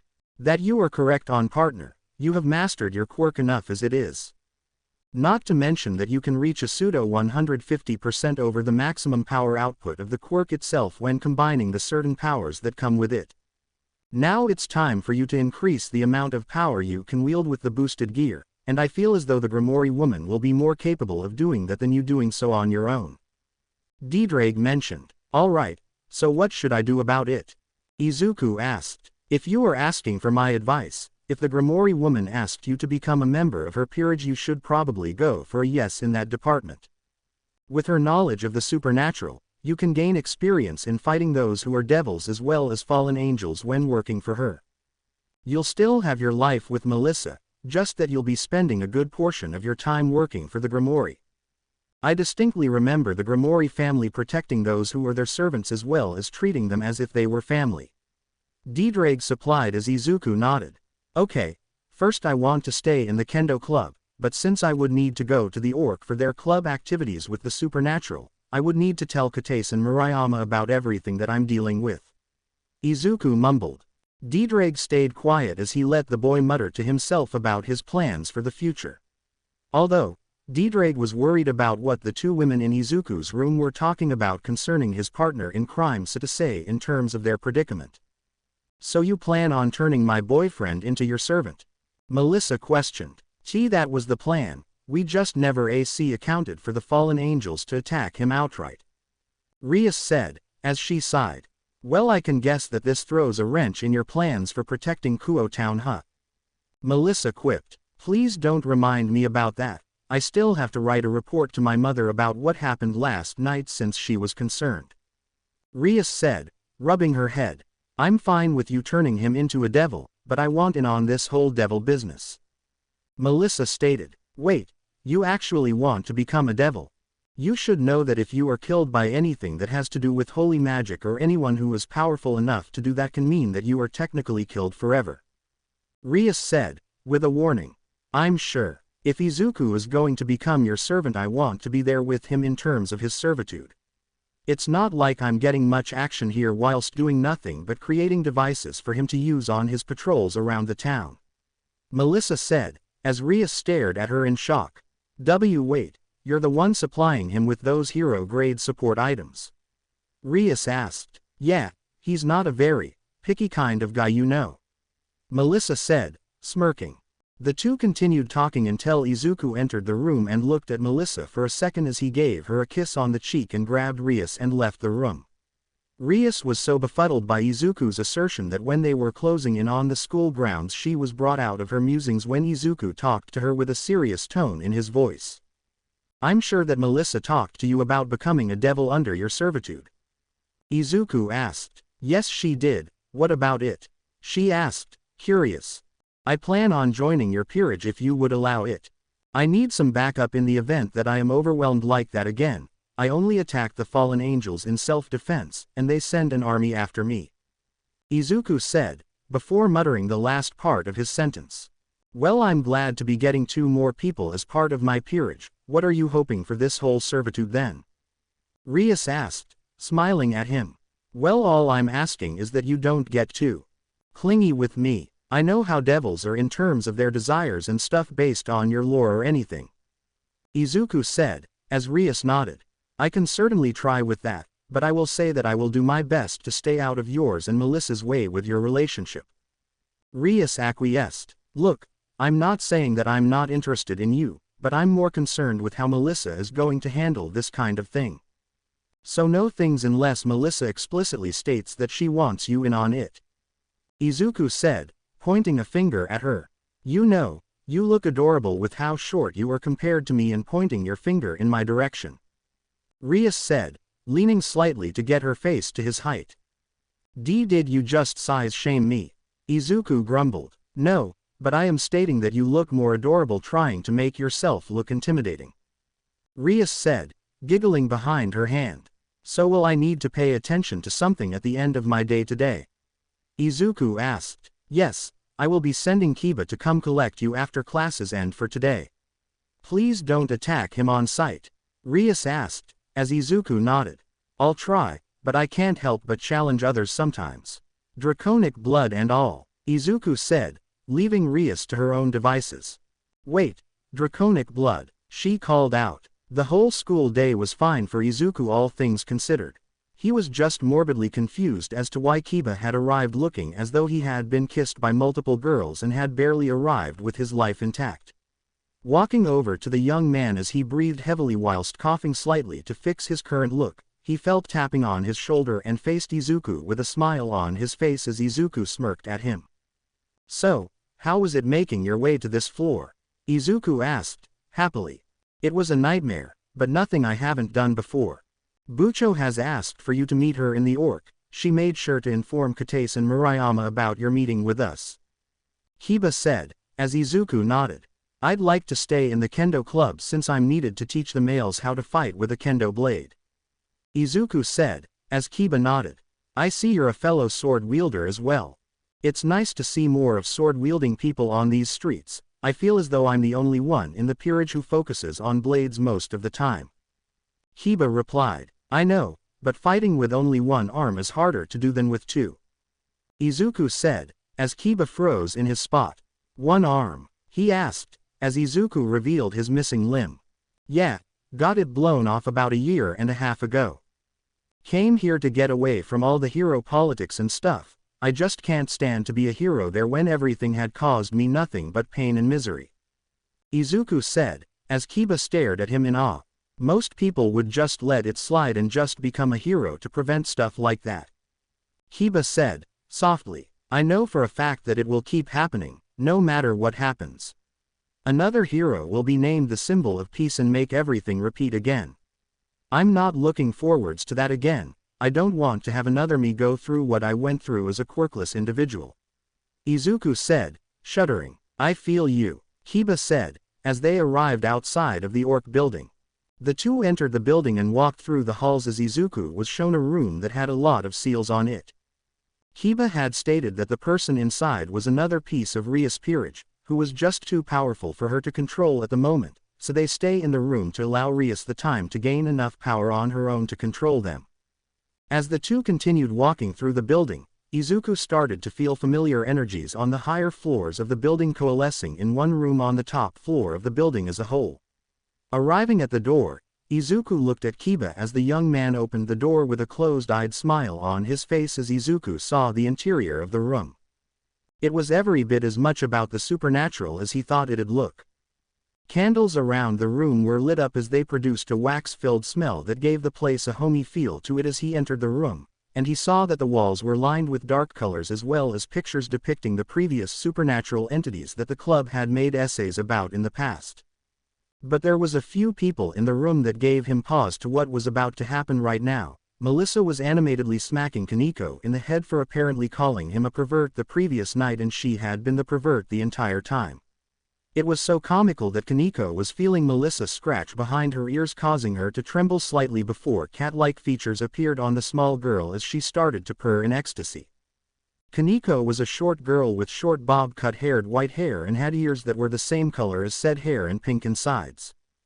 Her overall height only measured up to around his chin as she looked around the room for those who were willing to save her from the woman's affection, before feeling her body being pulled into the loving embrace of Melissa's very large S.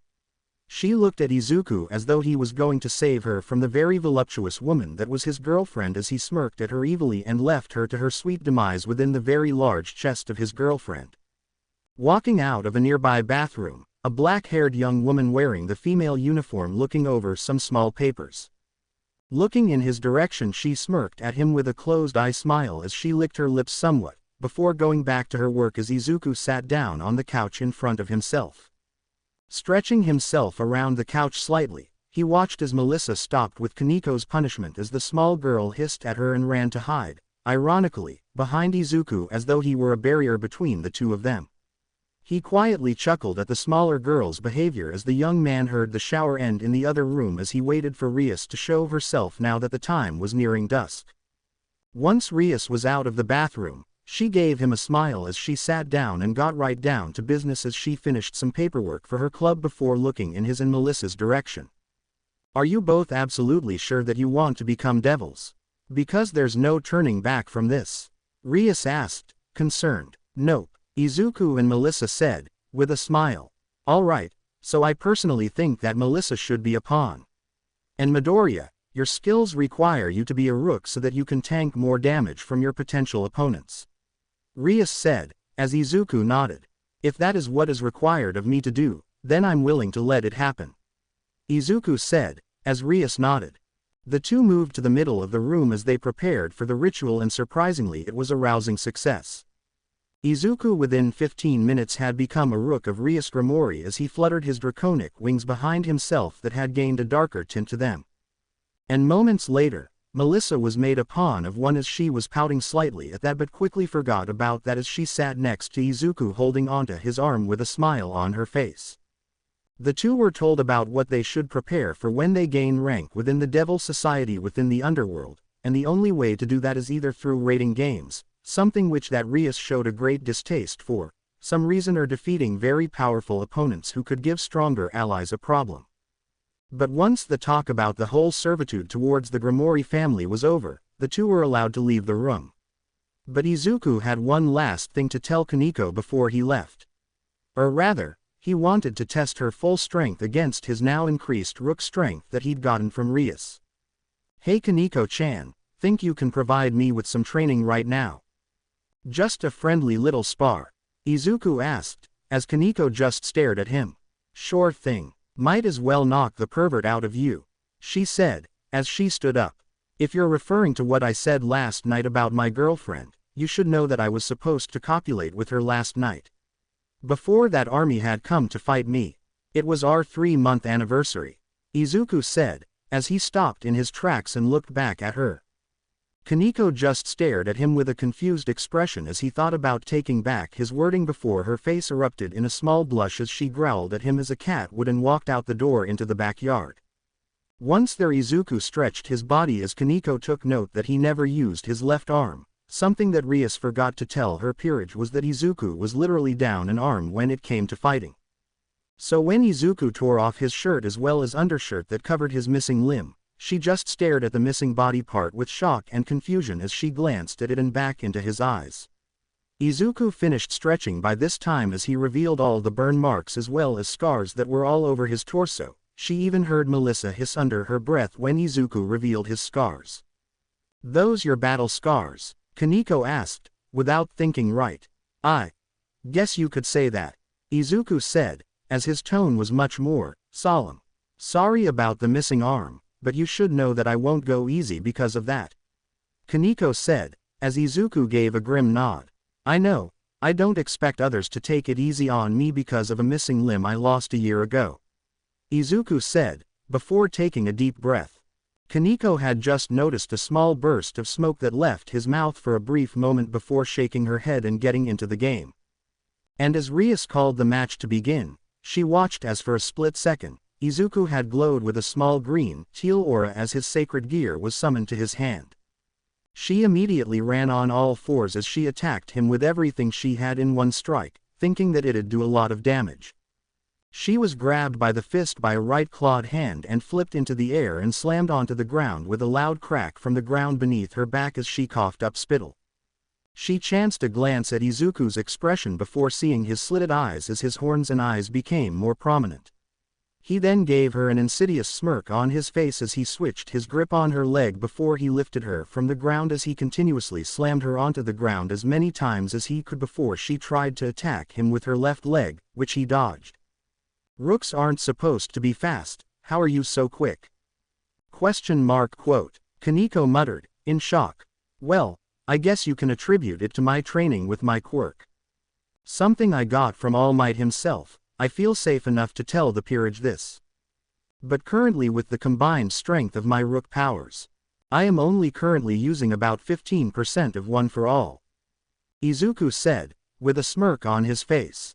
"What about the draconic strength that comes with your quirk as well?" Rias asked, curious. "Those showed up before the quirk was given to me, but if I had to use my draconic strength and give it a percentage power compared to my quirk's power output, I'd say that it was as strong as at least 25% of one for all," Izuku said, as everyone just stared at him concerned. "So you're telling us that this quirk, a power gifted to humans by God himself, can become so powerful that it can overcome the power of a supernatural creature?" Akeno asked, slightly concerned for both her racial heritage as well as the devils as a whole. "Pretty much. Although I believe they might be reaching singularity soon. One for all reached that as soon as I received it, since I was able to barely control it and within the time I took to control around 45% of it, I was able to talk to the vestiges without any issues," Izuku said, as everyone just stood in shock. "This is turning my head upside down. I need to rest," Rias said, entering the orc building to get a cup of tea. And before anyone else could do anything, Izuku slammed a fist into Kaneko's gut so hard that she passed out from the pain of it all. But not before hearing Izuku mumble something in her ear only for her to hear him tell her, "I know that you're hiding your true nature. Don't hide it, embrace it. Because by the time you do later on, it will already be too late," Izuku muttered as Kaneko fell to the ground unconscious. Chapter text. Izuku and Melissa walked all the way back to their home. After Izuku's little beatdown of Kaneko, the young dragon was actually in a mood to get his reward from the other night with Melissa. And Melissa didn't say no to it on their way home as she constantly kissed him on the cheek on their walk. By the time they arrived at the house, Izuku had closed the door with a slight slam of it. The two continued their make-out session up the stairs into Izuku's bedroom as they pushed through his door and closed it behind them as the two began to tear their clothing off of one another. Izuku pushed Melissa on the bed as he slowly climbed over it and loomed over the young woman as she stared at him with a blush on her face. Izuku's own face was covered in a massive blush as he looked down at her naked form as he slowly crawled up the bed, landing small kisses on her legs, moving up from her thighs to her waist, to her chest, and before finally her neck and her own lips. She wrapped her arms around his shoulders as she pulled him into a hug, displaying her affection for him as he continued to reciprocate the love she showed him for these last few months they've been together. Izuku pushed her into the bed as he pulled his hands away from the sides of her head as he slowly moved them down her body, following every contour of her form, every curve, before landing on her chest. Her deep breaths caused her chest to rise and fall as he softly placed his palms on her allowing a new of pleasure to come out of her mouth before it was silenced by Izuku connecting their lips together. He began to squeeze and knead them as he slowly built up a rhythm as he softly rubbed his groin over her own snatch. Their breathing became more labored before Izuku pulled away from her as he lowered his head towards her snatch, and he licked his lips, causing Melissa to slowly increase her breathing before he blew some air on her folds.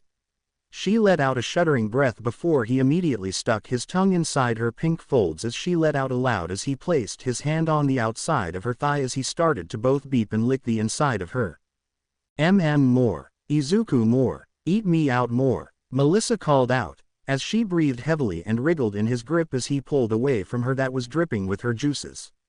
I will do more than just that, Melissa-chan. I'm going to make sure that you know who you belong to. Izuku said, a small groaning growl coming from his mouth before he continued his menstruations.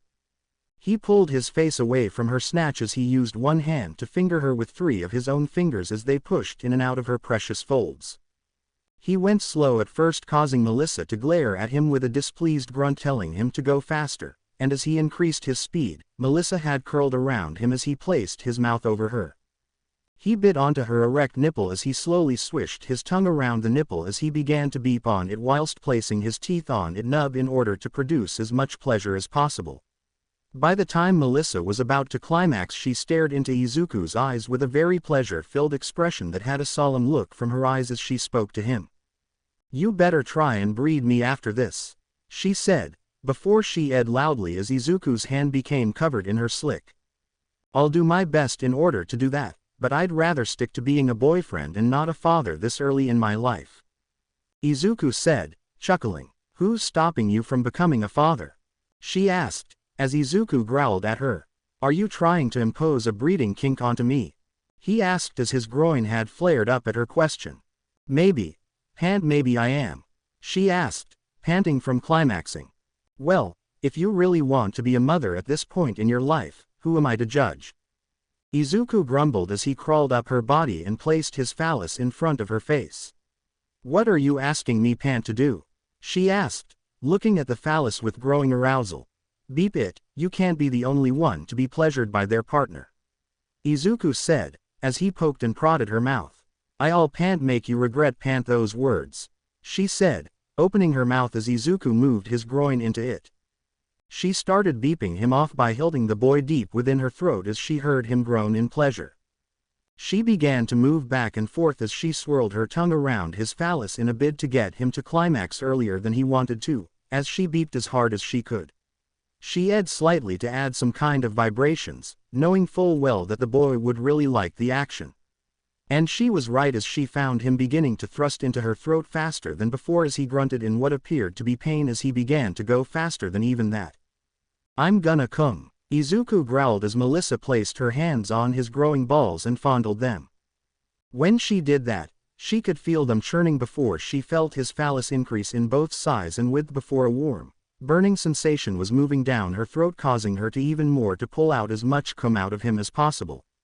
She heard his filled grunts as he hilted inside her mouth before she started to beep again, taking all of what he had to offer down her throat and into her stomach as he pulled away. Once he was laying down next to her, Melissa sloshed the cum that was still in her mouth as she began to actually chew it from how thick it was compared to how it usually is. She looked at him as he was staring at her before she swallowed it all, and she made sure to watch his phallus as it hardened again from watching her swallow his semen. I'm just gonna say, that was hot, Izuku said, as his face was blushing from pleasure as well as exhaustion. Gulp. Well, you still need to do something for me, she said, as she rolled onto her belly and climbed on top of him. Yeah, I know, Izuku said, before pulling her up on him as she eeped in surprise. Once he got her a little bit above him, he attached himself onto her and aimed his phallus for her twitching snatch and pierced through her folds in one strike, causing Melissa to let out a scream of both pain and pleasure.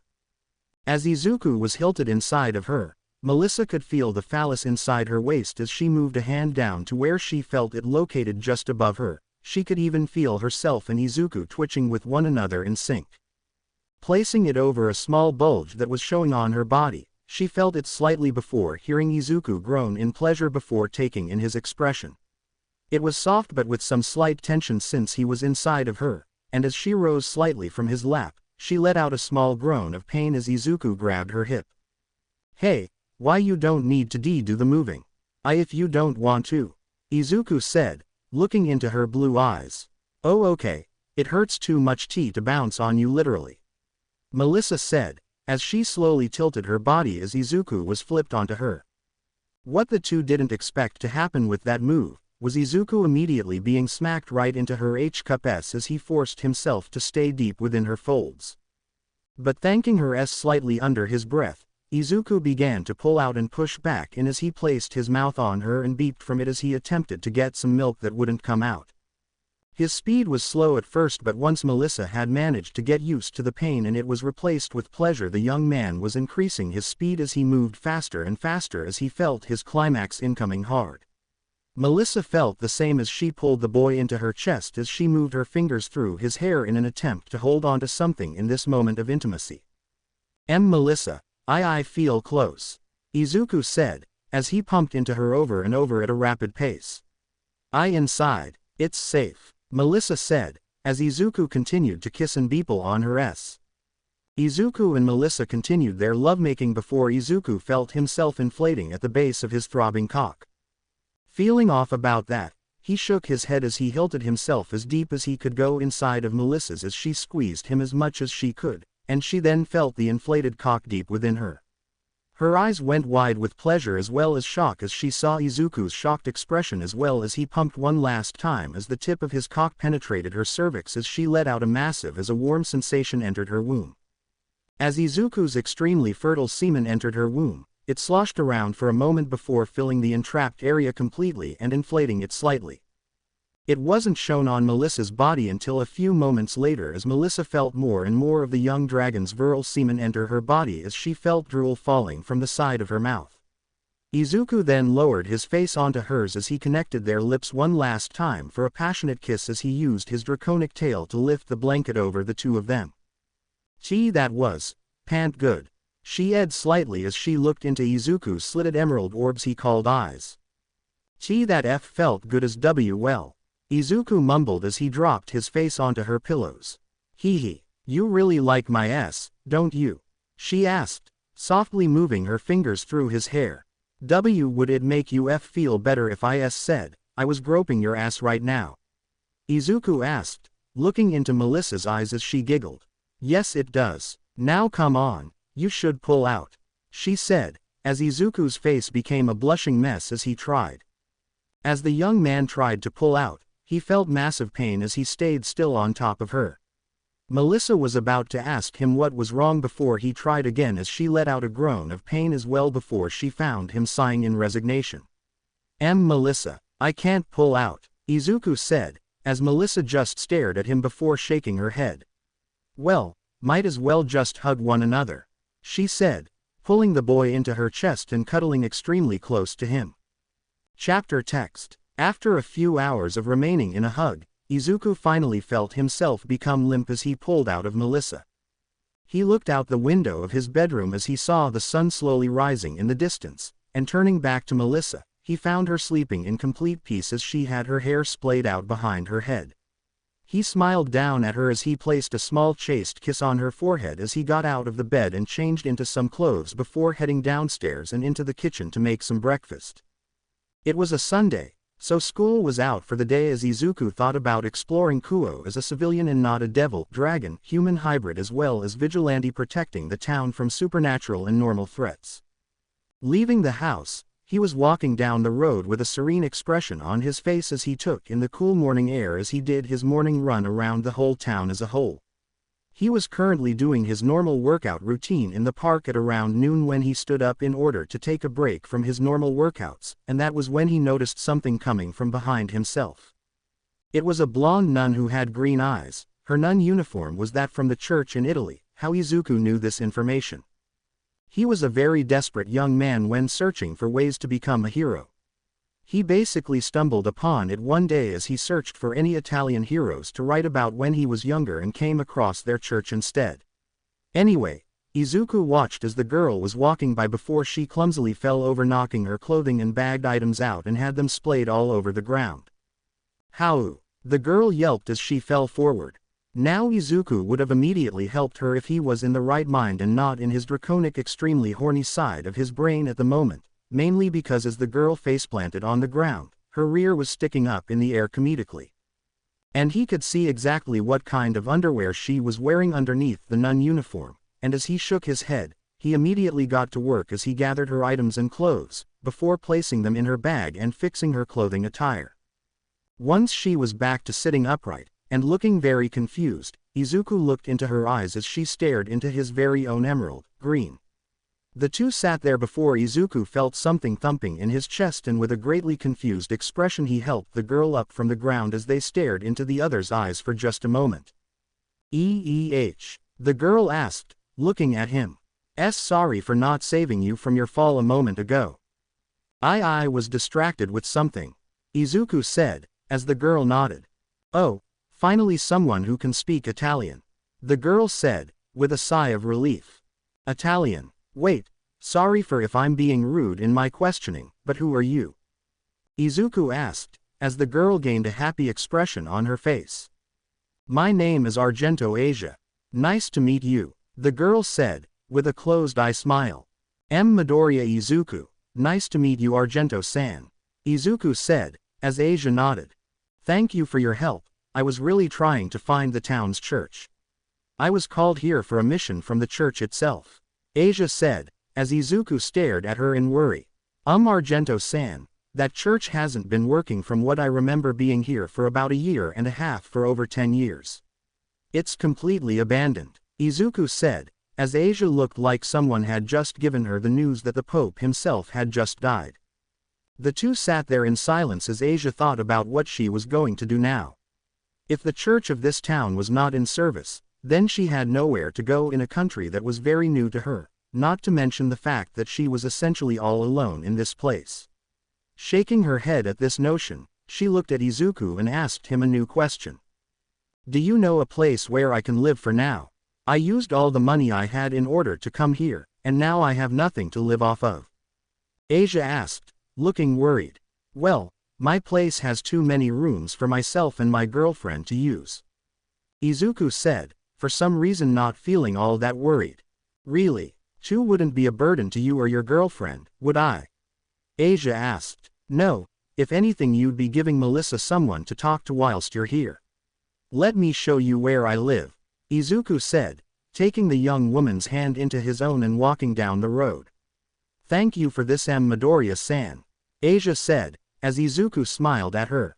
Don't worry about that, let's just get you to your new home, Izuku said, as they walked down the road. Unaware of the young girl's expression, he never saw her looking at the empty sleeve that accompanied his left arm's supposed place. The two arrived at Izuku's mansion of a home as Asia just stared at it in awe. She looked at Izuku as he nodded, and the two entered the courtyard as they made their way to the front door of the mansion as a whole.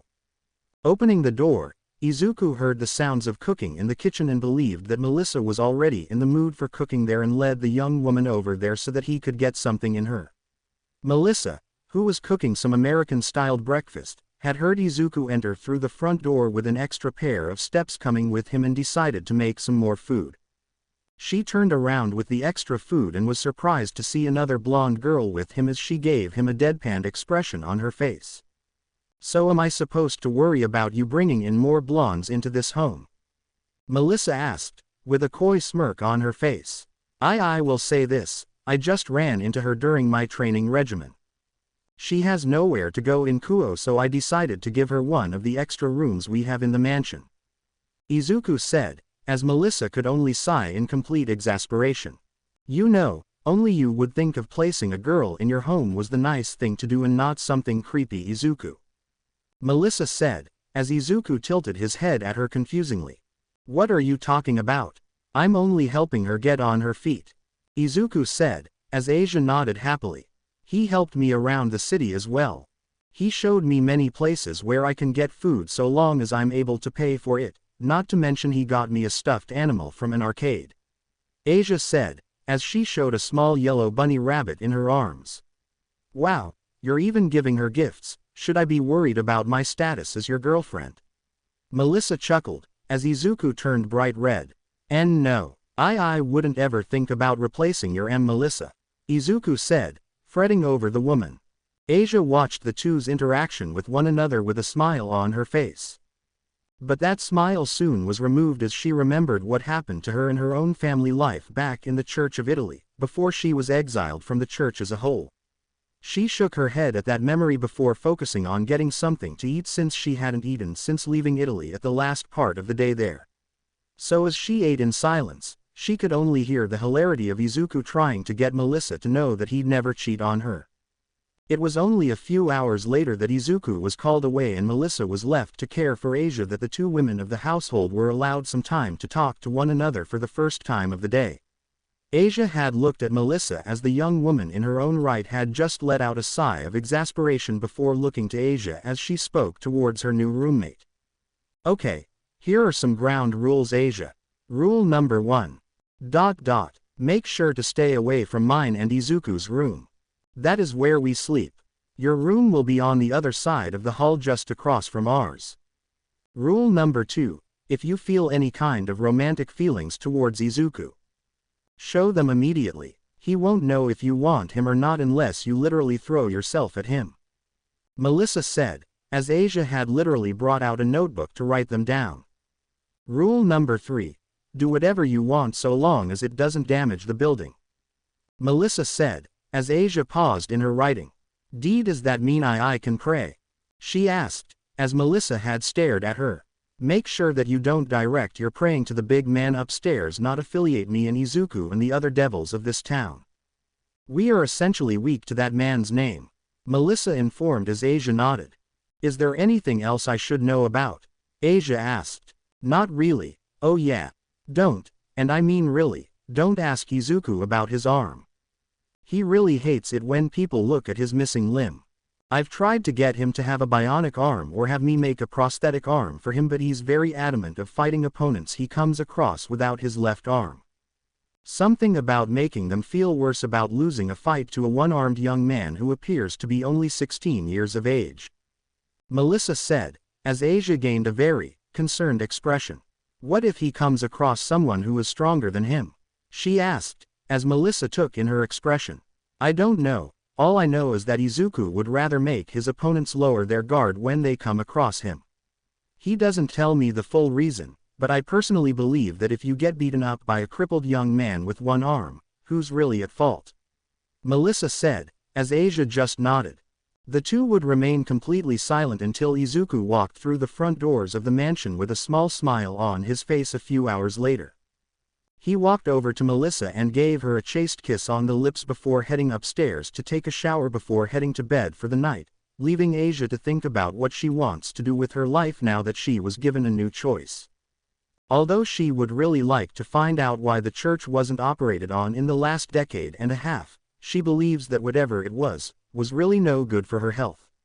Looking back upstairs, she watched as Melissa entered the bathroom with Izuku and heard the two talking for a moment as the shower overshadowed their conversation. Asia pulled up her phone as she called someone. She was informed about coming to town in order to get some answers, because she was full of questions. The phone answered on the first ring that she had called them with. Who's this? The voice on the other side of the line asked. It's me, Asia. Can you tell me why the church hasn't been worked on or for the last decade? Asia asked. You weren't supposed to find out what we do. But whatever, not like I give a shit. I'm an exiled priest named Redacted and you are supposed to work for me. Fallen Angel's orders. The voice on the other side of the phone said, manically. I don't think I'd like to work for you guys. So if you would mind, please forget this phone number. Asia said, ending the call immediately. Dang nabbit, she muttered under her breath as she felt like she'd made a horrible mistake.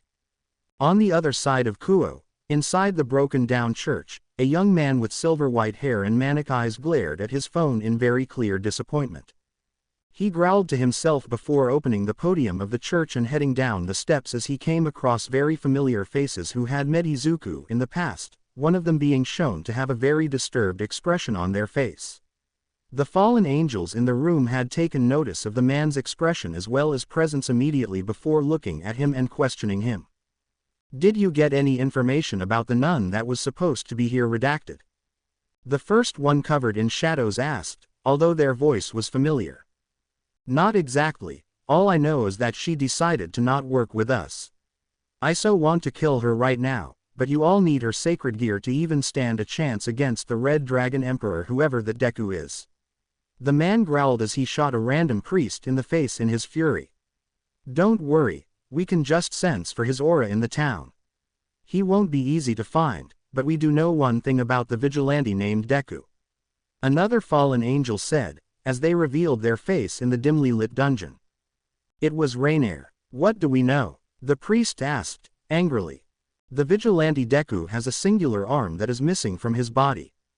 So either he fights one-handed, or he's a mere cripple. Rainier said, as the priest started to cackle. You all got your asses handed to you by a cripple? ? That's hilarious. The priest manically laughed. Shut up. He took us all on with a power that wasn't a sacred gear, but a quirk. It was far stronger than anything that we'd come across in our lives. Rainier growled at the priest. All right, what should I look out for when he fights me inevitably? The priest asked. I will say this, the moment that green electricity starts to flow around him. Get the hell out of there, Rainier said, as she glared at the wall remembering the speed of the Red Dragon Emperor. Chapter text. Izuku left the house as he thought about what kind of day he'd be having today. Melissa wasn't going to Kuo as she would rather stay inside the house and free to do whatever she wanted when it came to her devices as well as machines. Both of them had spent the first day of her arrival to the massive mansion transforming the gigantic garage into her own personal workshop that Izuku had smiled when she happily moved about the massive space with a smile on her face. Shaking his head from the memory, Izuku looked at the school incoming as he pulled his phone out of his pocket as he checked any news relating to the heroes within Musudafu and the rest of Japan as a whole. The first few news outlets talked about how the heroes were still working hard on fixing everything that happened since the whole battle against the villains. And the fact that the villains were defeated early on in the Paranormal Liberation Front was surprising to Izuku, but as he looked further down on the news outlets he watched as many different relationships were discussed about the students of UA Academy. The most common one was Bakugo Katsuki and a brown-haired rising star within the hero course Uraraka Ochako, as it was shown multiple times that the two argued all the time on the road whenever they were clearing debris and other things. Izuku had to admit that it was funny to see his bully, abuser being argued with by a girl with as much fire as this Uraraka girl. But he felt as though that there was something underneath as he looked at the video that had been shown on the news outlet. Apparently, the girl had been glaring at Katsuki for a major portion of the day and pouting a lot, showing that she had shown some feelings towards him, and he'd shown no interest in her. It apparently got so bad that she literally got into a pissing contest with the young man enough that Izuku was impressed with the amount of curse words coming out of her mouth that he completely blushed crimson from it. That's Kachan for you. He'll make sure that he gets the last laugh, no matter the situation. Izuku said, with a sigh and closing his phone. He looked up from where he sat as he saw the teacher slowly entering the classroom with a bunch of papers. Most likely some class assignments that were to be completed, or they were giving out the class assignments from the last time they had the class finish one before the next week. Not that Izuku cared too much for it, he was more preparing his mind for whatever his patrol this evening would provide for him. He had no qualms with increasing his power as a devil through contracts with humans. He'd rather get his power through battles and showing his feats of strength within the world of the supernatural. But that is a problem for future Izuku, as the young man pulled up his notes as the teacher began the lesson for him to listen to. Nearing the end of the day, Izuku found himself in the ORC as he was preparing for his patrol. He found that the members of the Orc already knew that he was a vigilante and just allowed him to shower inside the place and head out on his patrols around the town. When asked why he patrols the area, he only left them with a few words as he'd told them that he'd prefer to keep the town safe from any and all villains believing that they can attack such an out-of-view place. And as he left the room, Rias had called out to him asking if he could check out a place that Kaneko was supposed to head to for a contract. When asked for a location, Rias handed him a piece of paper with the address of the place and Izuku questioned her if it was a regular for Kaneko, who replied with an affirmative. Leaving the place, Izuku had done his patrols around the town in silence. It was a quiet night for him as he glared down at the streets from the highest peak in the town as he stood on top of a skyscraper that was in the middle of the place. Looking at the time, he felt now would be the perfect time to check out the place that Rias had tasked him to head to early on before his patrol, and as he walked down the street to where the address was supposedly located, he found the door slightly ajar. He felt danger sense ping in the back of his head as he felt the presence of something or someone with malicious intent inside the home. Walking through the house, Izuku kept his feet light on the ground before he paused when his foot stepped on something slightly slippery on the carpet. Freezing in place, he sniffed the air and allowing his draconic blood in his body to take over as he tried to see if there was any odd smell about the home. Everything was smelling wrong about the place. Just from entering the place he smelt the blood on the ground. The metallic scent it created caused him to immediately put up his guard as he entered another door that was slightly ajar that led into the living room that connected to the kitchen. Entering the room, he looked about the place trying to find anything that is out of place, and he sure did when he saw the wall in front of the room as he saw the body on the wall. They were crucified inside their own home, at least the human that lived here. Izuku felt himself about to vomit as he stared at the writing on the wall that was clearly written in the man's blood by the complete sick bastard who had killed the person here. Izuku glanced at the wall again trying to read what it said, before he felt sick to his stomach. Punish be the wicked, punish the wicked, words to live by. An unknown man said, as he sat on the couch nearby. So are you the one that's supposedly the killer of an innocent man? Izuku questioned, as he glared at the man. Yes, wise advice to heed from a holy man. The unknown individual said, as he looked over his shoulder with his tongue hanging out. Are you deranged or something? Izuku questioned bewildered. Well, you just walked into the wrong house, my friend. Fried Selzen, at your service. The man introduced himself with a bow before standing up and doing a small dancing jig. And you must be the small devil ass that this holy priest is going to exorcise. The man said, his face becoming fully deranged. So I guess deranged part of my question was right. But is there another reason as to why you're here? The man is innocent, Izuku said, as Fried scoffed. The bastard colluded with you devil scum. I'm just here to fix that little issue by nipping it in the bud. Fried said, as he pulled out two weapons. The first weapon was a hilt weapon that appeared to have no blade on it, which greatly confused Izuku. And the second weapon he held in his left hand was a literal gun, and from what Izuku knew, if the guy was a priest, that meant he got a hold on some bullets that would probably be his weakness. You're a priest. I kinda thought that you guys would have a little boy hanging at your hip. Izuku quipped as Fried gave a small smirk. I would've but I apologize, I'm into women. Fried said, as he licked his lips.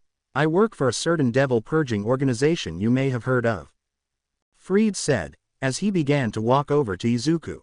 So you're really the one who did this? Is there anyone nearby who may be your ally? Izuku asked, looking around the room. Sorry sugar tits, but it's only me.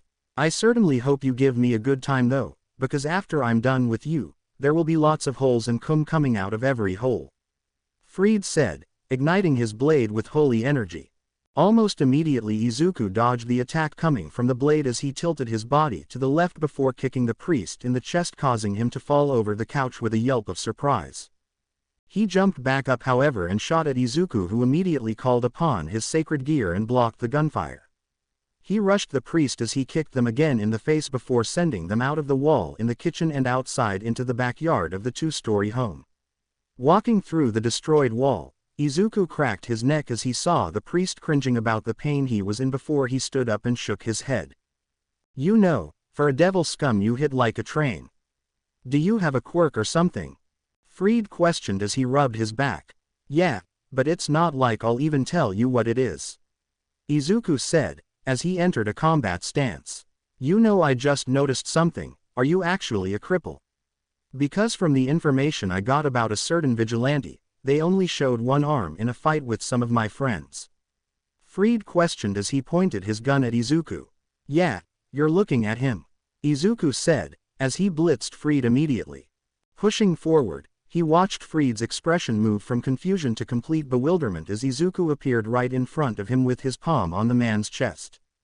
I mean, if you just wanted to cop a feel, all you had to do was ask. Fried said, as Izuku glared at him. Deep inhale dragon shot. Izuku said, before a red energy appeared on his palm as Fried looked down in complete shock before he was blasted off into the distance. I'll get you next time, Red Dragon Emperor. Fried called out as after his voice was gone a loud explosion had gone off in the sky. You know, The last time I showed anyone about my missing limb it was those fallen angels about a couple weeks ago. I wonder how they are. I know that I injured them, but from what it looks like they're back for revenge. Or something else, or probably someone else. But who could that be?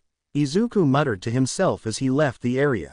Pulling up his phone, he called Rias as he informed her about the dead body within the house that was Kaniko's contract. From what it seemed like, the man was killed for colluding with devils, and Rias let out a sigh of exasperation at the kind of interaction Izuku had gotten from his first priest from the church. I swear a lot of weird things happen around you, Midoriya-kun. Rias grumbled on the other side of the line. You're telling me? He kept making innuendos. I'm not even a pervert and I even recognized a few of them. Izuku said, as Rias stayed silent. You recognized some of them? She asked, with a teasing tone. I heard them from my mentor All Might. He said them sometimes when he talks to some fangirls. Izuku said, on the phone as he found himself in front of his home. Well, I will make sure that the place is cleared of all evidence of their presence in Kuo. It appears as though the fallen angels are planting themselves in my territory. We will be having a meeting with Sona tomorrow in the Orc. I will need both you and Melissa in the room. Rias said, as Izuku gave a grunt of affirmation. Good, see you both tomorrow. Rias said, ending the call. Izuku entered the house as he walked up the stairs and entered the bathroom. Taking off his vigilante garb, he placed them folded on the sink's countertop as he began to enter the shower. Once he was inside of the shower itself, he started to clean up the blood and many other things that was inside the house from his body, and that was when he heard movement outside of the shower itself. It sounded slightly like Melissa's laugh as well as giggling, but he shook it off until he felt someone that definitely wasn't Melissa behind him hugging him from behind. Welcome home. A very cute and adorable voice said, behind him. Asia. Please tell me that you're fully clothed behind me. Izuku said, as he felt his inner dragon calm down slightly, but the horny one began to growl. I'm not clothed, no. She said, quietly but loud enough for him to hear. Did you want to take a shower before I got home? Izuku asked. Yes, but Melissa told me that I could take a shower with you. Something about bonding through showering together. Asia said, as Izuku sighed. Melissa, please don't put stupid things in Asia's mind. She's from a country outside of Japan, we do not do that here. Izuku called out, only to receive manic laughter outside the bathroom door. Well, since we're already naked in here, we might as well clean up. Izuku said, as he sat down on the small platform in the bathtub. So do you need help with your massage? Asia asked. Melissa said that, didn't she? Izuku asked, as Asia gave a hum. I see, Melissa is going to be punished when I leave the bathroom tonight. Izuku said, as Asia looked at him confusedly. Did she do something wrong? She asked. Yes, putting someone who is my age in here when I am in a relationship with her. It's like she wants to prepare me a harem. Izuku muttered, as Asia blushed. That night Melissa was screaming in the noise-canceling room. Chapter text. The next morning, Izuku had left the house as he made his way to the ORC. Rias had something to tell both him and Melissa as they were both preparing for whatever the woman had in store for them by the time they would arrive at the ORC as a whole. They even brought Asia with them. Izuku thought that if Asia was able to become a devil, then the fallen angels would stop their search for her in the event that she was to become a devil, then they'd stop chasing after her. After a few minutes of walking to the old school building, Izuku, Melissa and Asia entered the main room of the place and found themselves in front of Rias and the rest of her peerage. Rias and the others, however, saw Asia and immediately were on guard as they glared at her openly before Izuku stepped in front of her and placated Rias with an expression promising that he'd give her an explanation as to why the young woman was even here. Once the others lowered their guards a bit, but not entirely, Izuku had Asia sit on the couch next to Melissa as the young woman happily started to braid the blonde's hair as Izuku moved to be in front of Rias. So is there a reason as to why this girl is with you, Izuku? She's with the church, Rias questioned. Rias Bucho, she used to be with the church.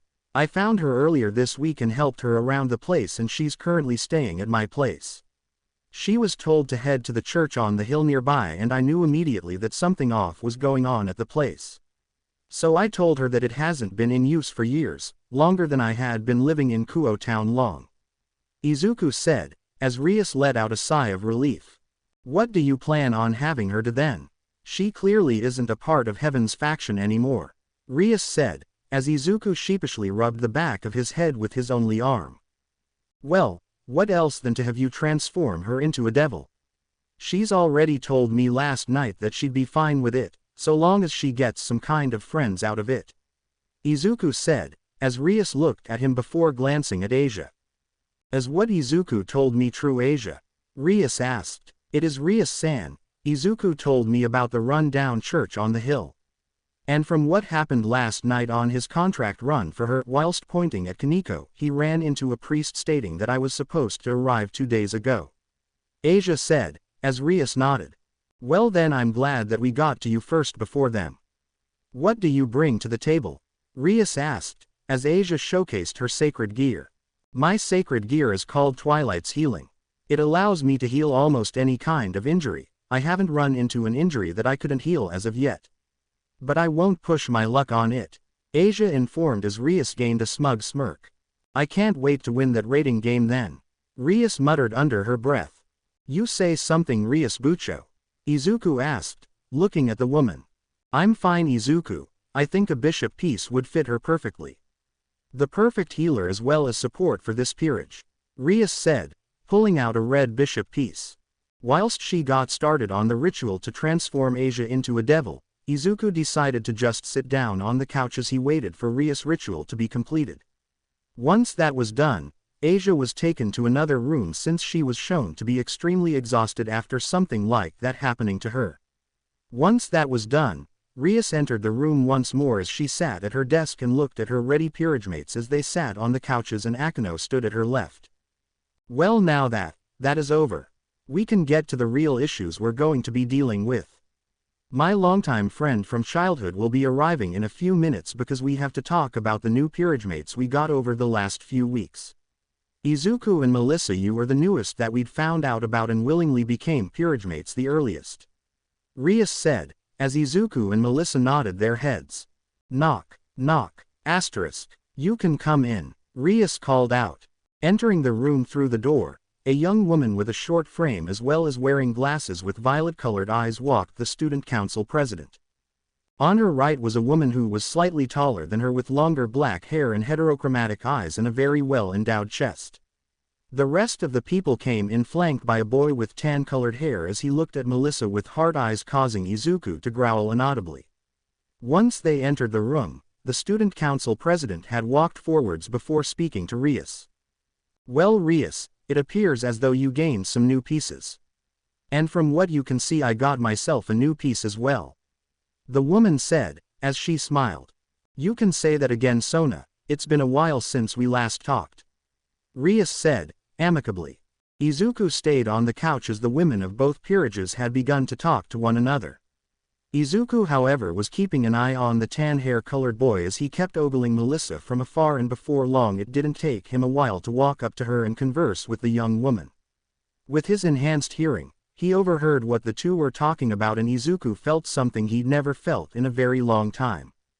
Anger. Hey, so you seeing anyone? 'Cause I'd like to take you out sometime, the boy said, as he tried to flirt with Melissa, who had merely glanced at Izuku with her eyes, which went unnoticed by the boy in front of her as she saw Izuku's expression showing that the boy was on his last life. Sorry to say, but I'm taken. But you can ask someone else in your own peerage, Melissa said, as the boy immediately pouted but went back into his flirting mode. You sure? I don't see your boyfriend around if you're dating someone, he said, before everyone froze at a sound that was very loud and warning of danger. Grr, what was that, Rias? Sona questioned, looking around the room.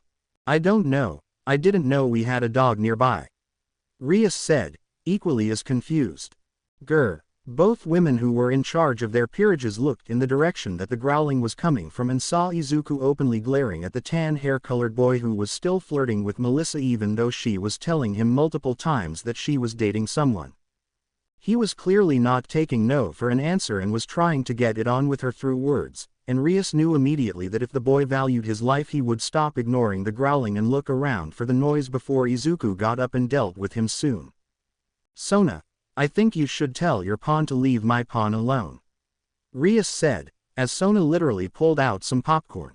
"Nah, this will be his punishment for not reading the room," Sona said, as she sat on the desk nearby. Grr. The growl got worse and even louder as finally the boy heard the noise and looked around the room. "Keicho, is there a dog in here?" the boy questioned, as both Rias and Sona looked at Izuku with their eyes causing said boy to look at him. Sitting on the couch, Izuku had his draconic wings and tail out as said tail was swishing like an angry cat as he glared at him. Instead of walking away, the young man walked over to Izuku as he gained smug expression on his face as he held out his hand to Izuku as he zeroed in on the boy's missing arm. "Hey, the name's Genshiro Saji, nice to meet you. I would shake your hand, but you appear to have lost yours," he said, as he began to chuckle at his own dark joke. "Do you think losing a limb is funny?" Izuku questioned, his tone low and very angered. "Can't you take a joke?" he asked, a little intimidated by the tone. "I can take a joke, but what I can't take is some pissant trying to hit on my mate. Not only that, but this little pissant seems to think that he's hot shit enough to make a joke about a missing limb from someone who is very clearly stronger than himself. So believe me when I say that if you don't leave Melissa alone, I will make sure that they're never capable of finding your body if you continue your stupidity." Izuku growled as he stood up. With the two being the same height, Izuku's horns on the top of his head that Melissa just now noticed were about 3 inches tall, were glaring at one another. Saji didn't back down from Izuku's warning as the boy smirked at him and opened his mouth before Izuku interrupted what was sure to be an insulting comment. "Before you make another comment, if you say something that is very insulting, I will make sure that you leave this room in nothing but pain," Izuku growled as the boy smirked even more. "There's no way that a cripple like you is with a woman of her standing," he said, smirking at him. Sona couldn't tell what caused her pawn to believe he could take on a rook with his current power. But the young man had glared into Izuku's eyes as the emerald orbs in the boy's eyes would widen slightly before he took a deep breath as Sona stopped eating her popcorn and raised her guard a bit with Rias. And before anyone could see anything, Saji was sent flying down the hallway with a bleeding nose as he was heard yelping from smashing through multiple doors and walls before falling from the 3rd story and hitting the ground. Izuku went back to sitting on the couch as he pulled Melissa into a hug as he held her like she was a body pillow. The scene in front of them was so comedic, that from their perspective, Izuku was a small chibi half-transformed dragon boy holding onto a slightly taller chibi Melissa who was loving the attention he was giving her. Looking at one another with exasperated expressions, they heard the sound of Saji entering through the door and he really didn't look happy as blood continued to fall from his nose. The other members of Sona's peerage had begun to fret over the boy as he pushed his way back to look at Izuku who was still hugging Melissa to his form. "Hey, why the beep did you punch me through multiple walls?" Saji yelled at Izuku who glanced at him. "You mocked me for being a cripple. And I don't take too kindly to being called a cripple unless I say it as a joke," Izuku said, hugging Melissa even more. "Grr, how come you are monopolizing all the girls here?" Saji yelled as Izuku looked at him confusedly. "What are you talking about? I'm only dating Melissa," Izuku said, as Saji looked him in the eye. "Wait, so that means everyone in the orc who are women aside from her is free?" he asked, completely calm now. "I wouldn't say that. It's their choice as to who they date though," Izuku said, as Saji completely forgot his reason for being angry at Izuku. Rias and Sona looked at the completely resolved situation as they just shrugged their shoulders at their respective pieces' actions towards one another. They then stood before both peerages and began to inform them about the situation they will be partaking in. "So for today we planned on heading to the familiar forest in order to get a familiar for you guys," Rias said, as she looked at Izuku and Melissa. "That's cool, I'd like one," Melissa said, as Izuku shook his head. "I'd rather wait to get mine," Izuku said, as everyone looked at him confusedly. "You don't want a familiar right now?" Kiba asked. "Nope, I'm fine with what I have right now. I could care less about getting a familiar," I will get one in the future. But I don't plan on getting one right now. I got a patrol in a few hours. Getting a familiar would just get in the way at the moment. Izuku reasoned as everyone just sighed. What about you, Melissa? Are you wanting to get a familiar today? Rias questioned. I'm fine with getting one today. I'm pretty sure Asia-chan would want one as well. Melissa said, as Saji perked up at the feminine name. There's another girl in the peerage? He asked, as Izuku glared at him. Touch her and you will die, Izuku said, growling at the boy. I thought you said any girl in the room was free, he cried, as Izuku shook his head. The girls in this room are free, aside from Melissa. Asia is not free because she's like a little sister to me. You want to date her, you will need to make sure that you impress me enough to go out with her. Izuku growled as he bared his fangs at the boy. Point taken, he said, as Rias and Sona looked at one another. Well, I guess we got to do some events in order to pick out who's going to the familiar forest today then. Sona said, as Rias nodded. Just because one of my peerage members won't be going doesn't mean that I will not be heading there tonight as well. Let's play some tennis. I'm sure that we can get permission from the tennis club. Rias said, leading the group out of the room. You want to come with Izuku? Melissa asked. As tantalizing as that sounds, I really need to begin my patrol tonight. I'm going to be very busy after all, Izuku said, as Melissa became suspicious. It wouldn't have to do with that church on the hill, right? She asked, a little suspicious. No, I'm just going to check the area around Kuo and move a little bit more outside of the town's range. See if there's anyone in the forest nearby that could be villainous in nature. Izuku said, as Melissa stared at him, searching for a lie in his words. You better be back before the new Walking Dead series comes out. I want to see Daryl Dixon's descendant take on a massive horde of the undead today. Melissa said, leaving the room. Izuku looked out the window as he stood up and cracked his neck. Putting on his vigilante costume, he was about to leap out the window when Asia came stumbling out of the nearby room as she found him sitting on the windowsill. Staring at Izuku for a moment, he turned his head to look at her as she was staring at him in shock. He placed a finger over his mouthpiece as though to get her to be quiet about this as she nodded and gave a small smile and a thumbs up to him. Jumping out of the window, Izuku headed straight to the place where he knew the feeling of danger was located. Flying around Kuo town was therapeutic to Izuku as the young man kept the town safe from any undesirables. Any villains who were checking in for the night in order to do their daily drug deals, attempted beeps, and many other things were taken down and turned into the police before the night had even truly started. But there was one place that Izuku was making his way towards. And that was the old church on the hill as he stood on top of a tree on the last branch that pointed upwards into the skies. His wings kept him balanced as he looked down at the front door of the church as he saw that priest again. He didn't care to listen on their conversation as he made sure to wait until the priest was gone from sight.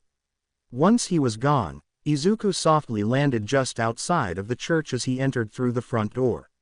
He cracked his neck once more to get the last of the kinks out of it as he walked over to the podium, moving it out of the way. He walked down the stairs as he made his way to the bottom of them. He heard the sounds of people talking on the other side of the doors at the end of the staircase. And as soon as he got close to them, he slowly but surely opened them a bit so that he could count the amount of people that were inside the place so he could get a head count of how many enemies were inside. And he smirked at the amount of people inside the room as he entered the room whilst masking his presence, a skill he'd learned back when he was quirkless and in middle school. It was something he shouldn't have learned as a kid, but it had saved him so many beatings in the past, that he used it again here. He walked through the small crowd of people in the priest clothing as the manic priest he'd met a few days ago. And by the time he'd made it to the fallen angels who were congregating in front of a massive wooden cross, he couldn't help but feel as though something was about it. But he stopped thinking about it as he used some magic in order to break the thing apart at the atomic level, something he'd learned through listening to Akano talk about how magic can do anything the user desires, to the point of working based on how the mind worked. He made sure that the structure was not as stable and turned it unstable as the fallen angels looked at the device with concern before it toppled to the ground, crushing the shortest of their bunch. The act itself killed the midget out of them all before Izuku revealed his presence in the room. Once his presence was felt by all the priests and the fallen angels, they turned their heads to see him leaning on the wall nearby as he messed with the boosted gear. You know, DxD, I can't believe I never found out about you way before I had even lost my arm. But you know what, learning how to use you is pretty fun. Izuku said, smirking at his opponents. Partner, you shouldn't lower your guard at a time like this. DxD said, sighing. I know, DxD, I'm just playing up theatrics for right now. Izuku said, as the fallen angels immediately attempted to leave the room. Only to find the door was locked and they couldn't escape. They turned around to look at Izuku as the young man let out a sigh before giving a smirk in their direction as he chuckled. You know, I just love the smell of fear. Izuku growled as he lowered his gauntlet to the ground, allowing it to scrape the ground, creating sparks from it on the concrete. The fallen angels and the priests in the area below them shivered in both fear and sorrow as the young dragon had walked to the edge of the platform where the device he'd destroyed lay. He allowed his more draconic traits to shine through as he licked his lips as his form became slightly larger and his body massively mutated with the vigilante garb he was wearing on his body, deforming to fit his new form coming in. He stood just around 8 meters tall now as his body was around 10 meters in length as he smiled at them all, his respirator now becoming an armored muzzle over his already dense hide over his mouth. I have to give it to you all, I hadn't known I could transform into a full dragon. But I won't give up the chance to learn how to use this new body, so, fight for your lives. You're gonna need it, Izuku said, his voice much darker and gravely in tone. The fallen and exiled priests could only scream behind the door as they tried and failed to call for help. Chapter text. A week passes after Izuku attacked the church on the hill. He was still coughing up black feathers from his mouth and into the toilet as he felt sick to his stomach ever since that day. He had asked Melissa after returning home that day that he should never attempt to eat fallen angels and chew them in his gigantic mouth ever again. When listening to him, she had rubbed his back over the toilet as she then questioned him about how they tasted to his draconic form's tongue. To which he responded with how they tasted like chicken but with oil-covered feathers. Now though the two were returning back to the orc as Rias had found a day for the two of them to get their familiars from the familiar forest. Izuku wasn't keen on getting a familiar so soon, but he wouldn't say no if one came up to him asking for him to be their master. From how Rias treated her peerage, Izuku wanted to treat his own familiar in the same way one would their own child sibling. The two entered the room to find Rias looking at Izuku with scrutiny as the boy sat down next to Melissa as he let out a small cough. Okay, so we all know the plans? Rias asked, looking at Izuku. What are you looking at me for? Izuku asked, as Rias pulled out her phone. What was shown on the phone itself was a news article talking about very loud screaming coming from the old church on the hill. As well as the roar of something that was primal in nature, but before the clip ended, it showed Izuku in his draconic form flying up into the sky faster than those in the town could see except for a still image of his shadow in the darkness. Looking at Rias and back at Melissa, who just shrugged her shoulders, Izuku sighed as he spoke about what happened that night. Do you have any idea what you could have done? You could have sparked a war between the devils and fallen angels.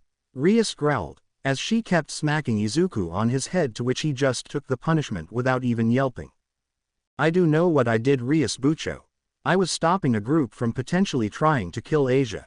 Izuku said, as Rias stopped as she glared at him. Explain, she growled. For the next few minutes Izuku talked about the fallen angels' plans for taking Asia's sacred gear for themselves in a bid to take over from the Grigori. Not only that, but Izuku informed Rias about how he'd found out that they were strays since he'd looked into their leadership and found from his mentor All Might that the fallen wouldn't allow their own to enter a certain territory without even attempting to contact those in charge of said territory itself. Rias however glared at Izuku harder before she sighed as she placed her head on her desk, mumbling under her breath about how he was becoming a problem devil for herself. Izuku took the nickname to heart as Rias just ignored his presence for the time being so they could head to the familiar forest. It was a few minutes later that everyone in Rias' peerage had arrived just outside of the familiar forest. Rias was in the middle of telling Izuku, Asia and Melissa about what the place was about before calling out to someone in the trees nearby as the man leapt from his position on a tree branch. Once he was on the ground, Izuku got a good look at him as he tried to discern what kind of devil the man was, at least compared to those around himself and the devils at the school within Sonokaichu's student council. The man stood far taller than Izuku expected the man would at a whopping 6 feet 5, he was lean and lanky looking. But his face showed his actual age as there were wrinkles and lines from age showing that he was in either his late 40s to 50s. He wore a red cap that reminded Izuku about the main character from the Pokemon series he used to watch as a kid, from what his mother said that the man wearing the cap was named Ash Ketchum. He had a long pair of slacks that were blue in color with light blue eyes and black dress shoes that were worn with time. And the man spoke out to them all with a happy expression on his face. "Welcome to the familiar forest. I am Zatoji, the familiar master. Now which ones am I going to help find their familiar soulmates?" Zatoji questioned looking to Rias. "Just these 3, Rias said, pointing to the 2 blondes and Izuku. Can I interest you in a dragon specimen who is around you all right now? He's a young drake who is also holding a sacred gear of draconian descent." Zatoji said, as Rias shook her head. "We'll be fine, and he's already a devil." Zatoji. Rias said, as the man snapped his fingers. "Drats. Anyway, let's find you all a familiar to bond with on a soul-like level." "What kind of familiar are you all searching for?" Zatoji questioned looking at the girls first. I would like to have a cute familiar," Asia said, meekly. "I would like one that is kind of smart but can also mesh well with me," Melissa stated, as Zatoji nodded before looking at Izuku. "What about you, young Drake? What would you like to have as a familiar?" Zatoji questioned. "I would like to have a normal familiar please, one that can help with menial tasks for devil work if anything," Izuku said, as Zatoji stared at him confusedly. "Why would you want your familiar to do all your devil work?" he questioned slightly concerned. "I'm trying to rise through the ranks through strength alone, I don't care for how long it takes," Izuku said, as Zatoji nodded. "Well, I can see what you want. A secretary of sorts, correct?" Zatoji questioned as Izuku gave a stiff nod. "Follow me, I'm sure we can find a familiar for all of you," he said, leading the group down the pathway into the forest. The walking was enough to get Izuku to appreciate the silence of the place as Izuku kept pace with everyone else.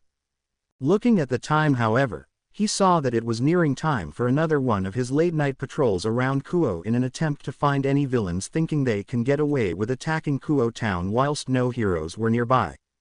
But that all came to a halt when everyone noticed a small sprite dragon sitting on a tree branch that caught everyone's attention. Zatoji then told Asia to try and catch the little bugger, and Izuku watched on in pride as Asia managed to make the little guy her own familiar without any issues. It wasn't much longer before the group had managed to find another familiar for Melissa as they had come across a small animal that had the looks to be smart as it conversed with the young woman on the side. Apparently, Melissa could understand the creature speaking towards her as it looked mechanical in nature, and from what the metal looked like for fur. Izuku could only guess if it could transform like those old Michael Bay movies from around 300 years ago in the early 2000s. He was beginning to lose faith that he'd get a familiar of his own when he felt a presence nearby and felt a cold sweat move down his spine. Looking at the others, they were talking to Zatoji as they were looking for a familiar for Izuku. Their time was quickly running out by the way as they searched for a familiar that would bond with Izuku quite well. And as Izuku walked out in the back of everyone, he suddenly felt like he should tell everyone something important. "Rias Bucho, Melissa," Izuku called out, as everyone turned around to look at him with a confused expression on their faces. "What's wrong, Izuku?" Asia asked, as she rushed over next to him. "Grab something blunt," Izuku said, as Asia gained a question mark on her head. Same with Rias and Melissa too by the way. "Why would we do that?" Akino asked, confused before a clawed hand grabbed Izuku from the ground and picked him up. Izuku heard a growl from behind his head as he slowly turned it around to look at the new arrival who was glaring down at him from their large blue and white scaled snout. They snorted in his face as Izuku felt his fight-or-flight response screaming at him to run away and live another day, and he watched as the dragon in front of him was growling at him, their eyes glowing an ominous golden blue color.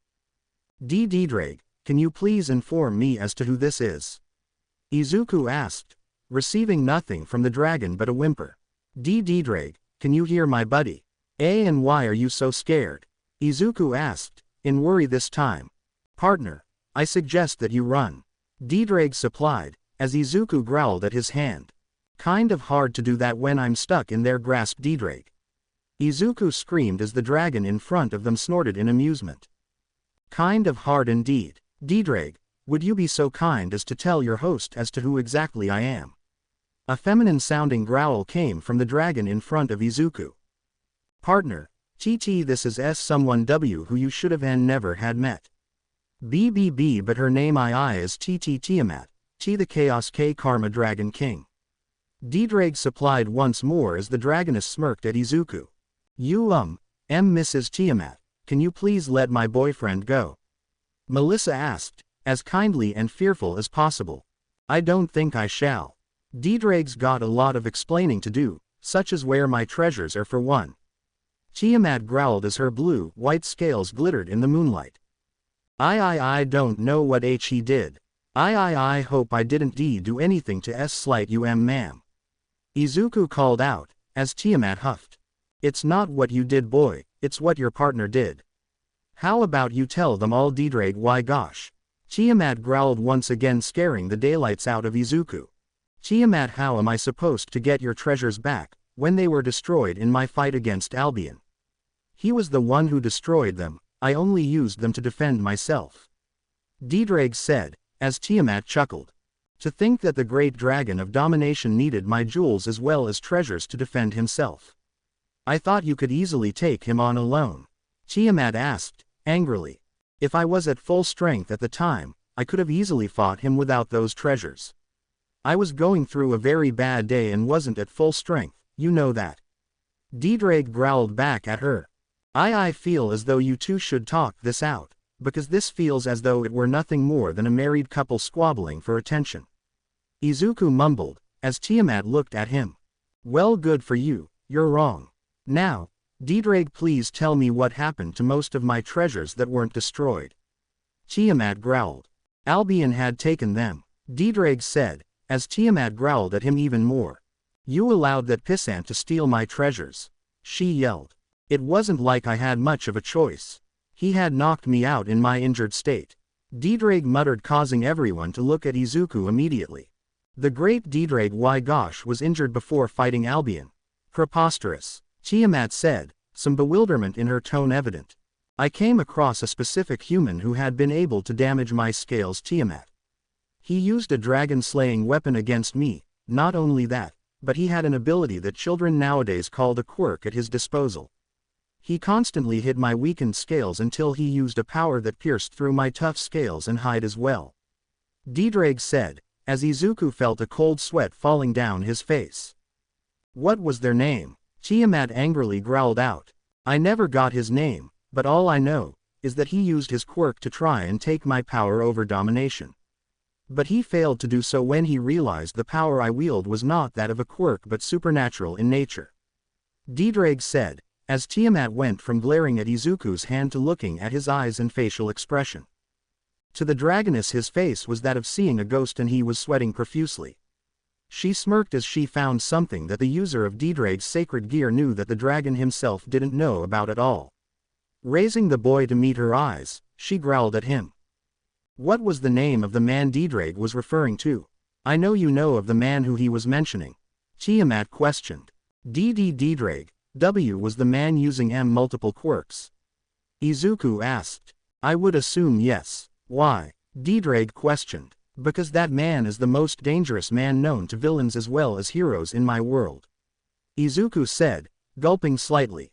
Can you tell me his name, so that I can take my vengeance against him? Tiamat asked, angrily. He's long dead at this point, but I know where his successor is. Izuku said, as Tiamat shook him slightly to get the answer. Out with it already, she roared. Shigaraki Tamura. His name is Shigaraki Tamura. And he's in Tartarus prison on Japan's peninsula. Izuku yelled, slightly fearful of being killed. Thank you for the answer, boy. Now tell me the name of the man who nearly killed Drake. Tiamat said, as Izuku gulped again. His name was forgotten to time. His human one, since he always went by the name of either S-sensei or All for One. Izuku said, as Tiamat thought about the words. All for One, and Shigaraki Tamura. Names of the villains who attacked Ua Academy, correct? She questioned as Izuku nodded.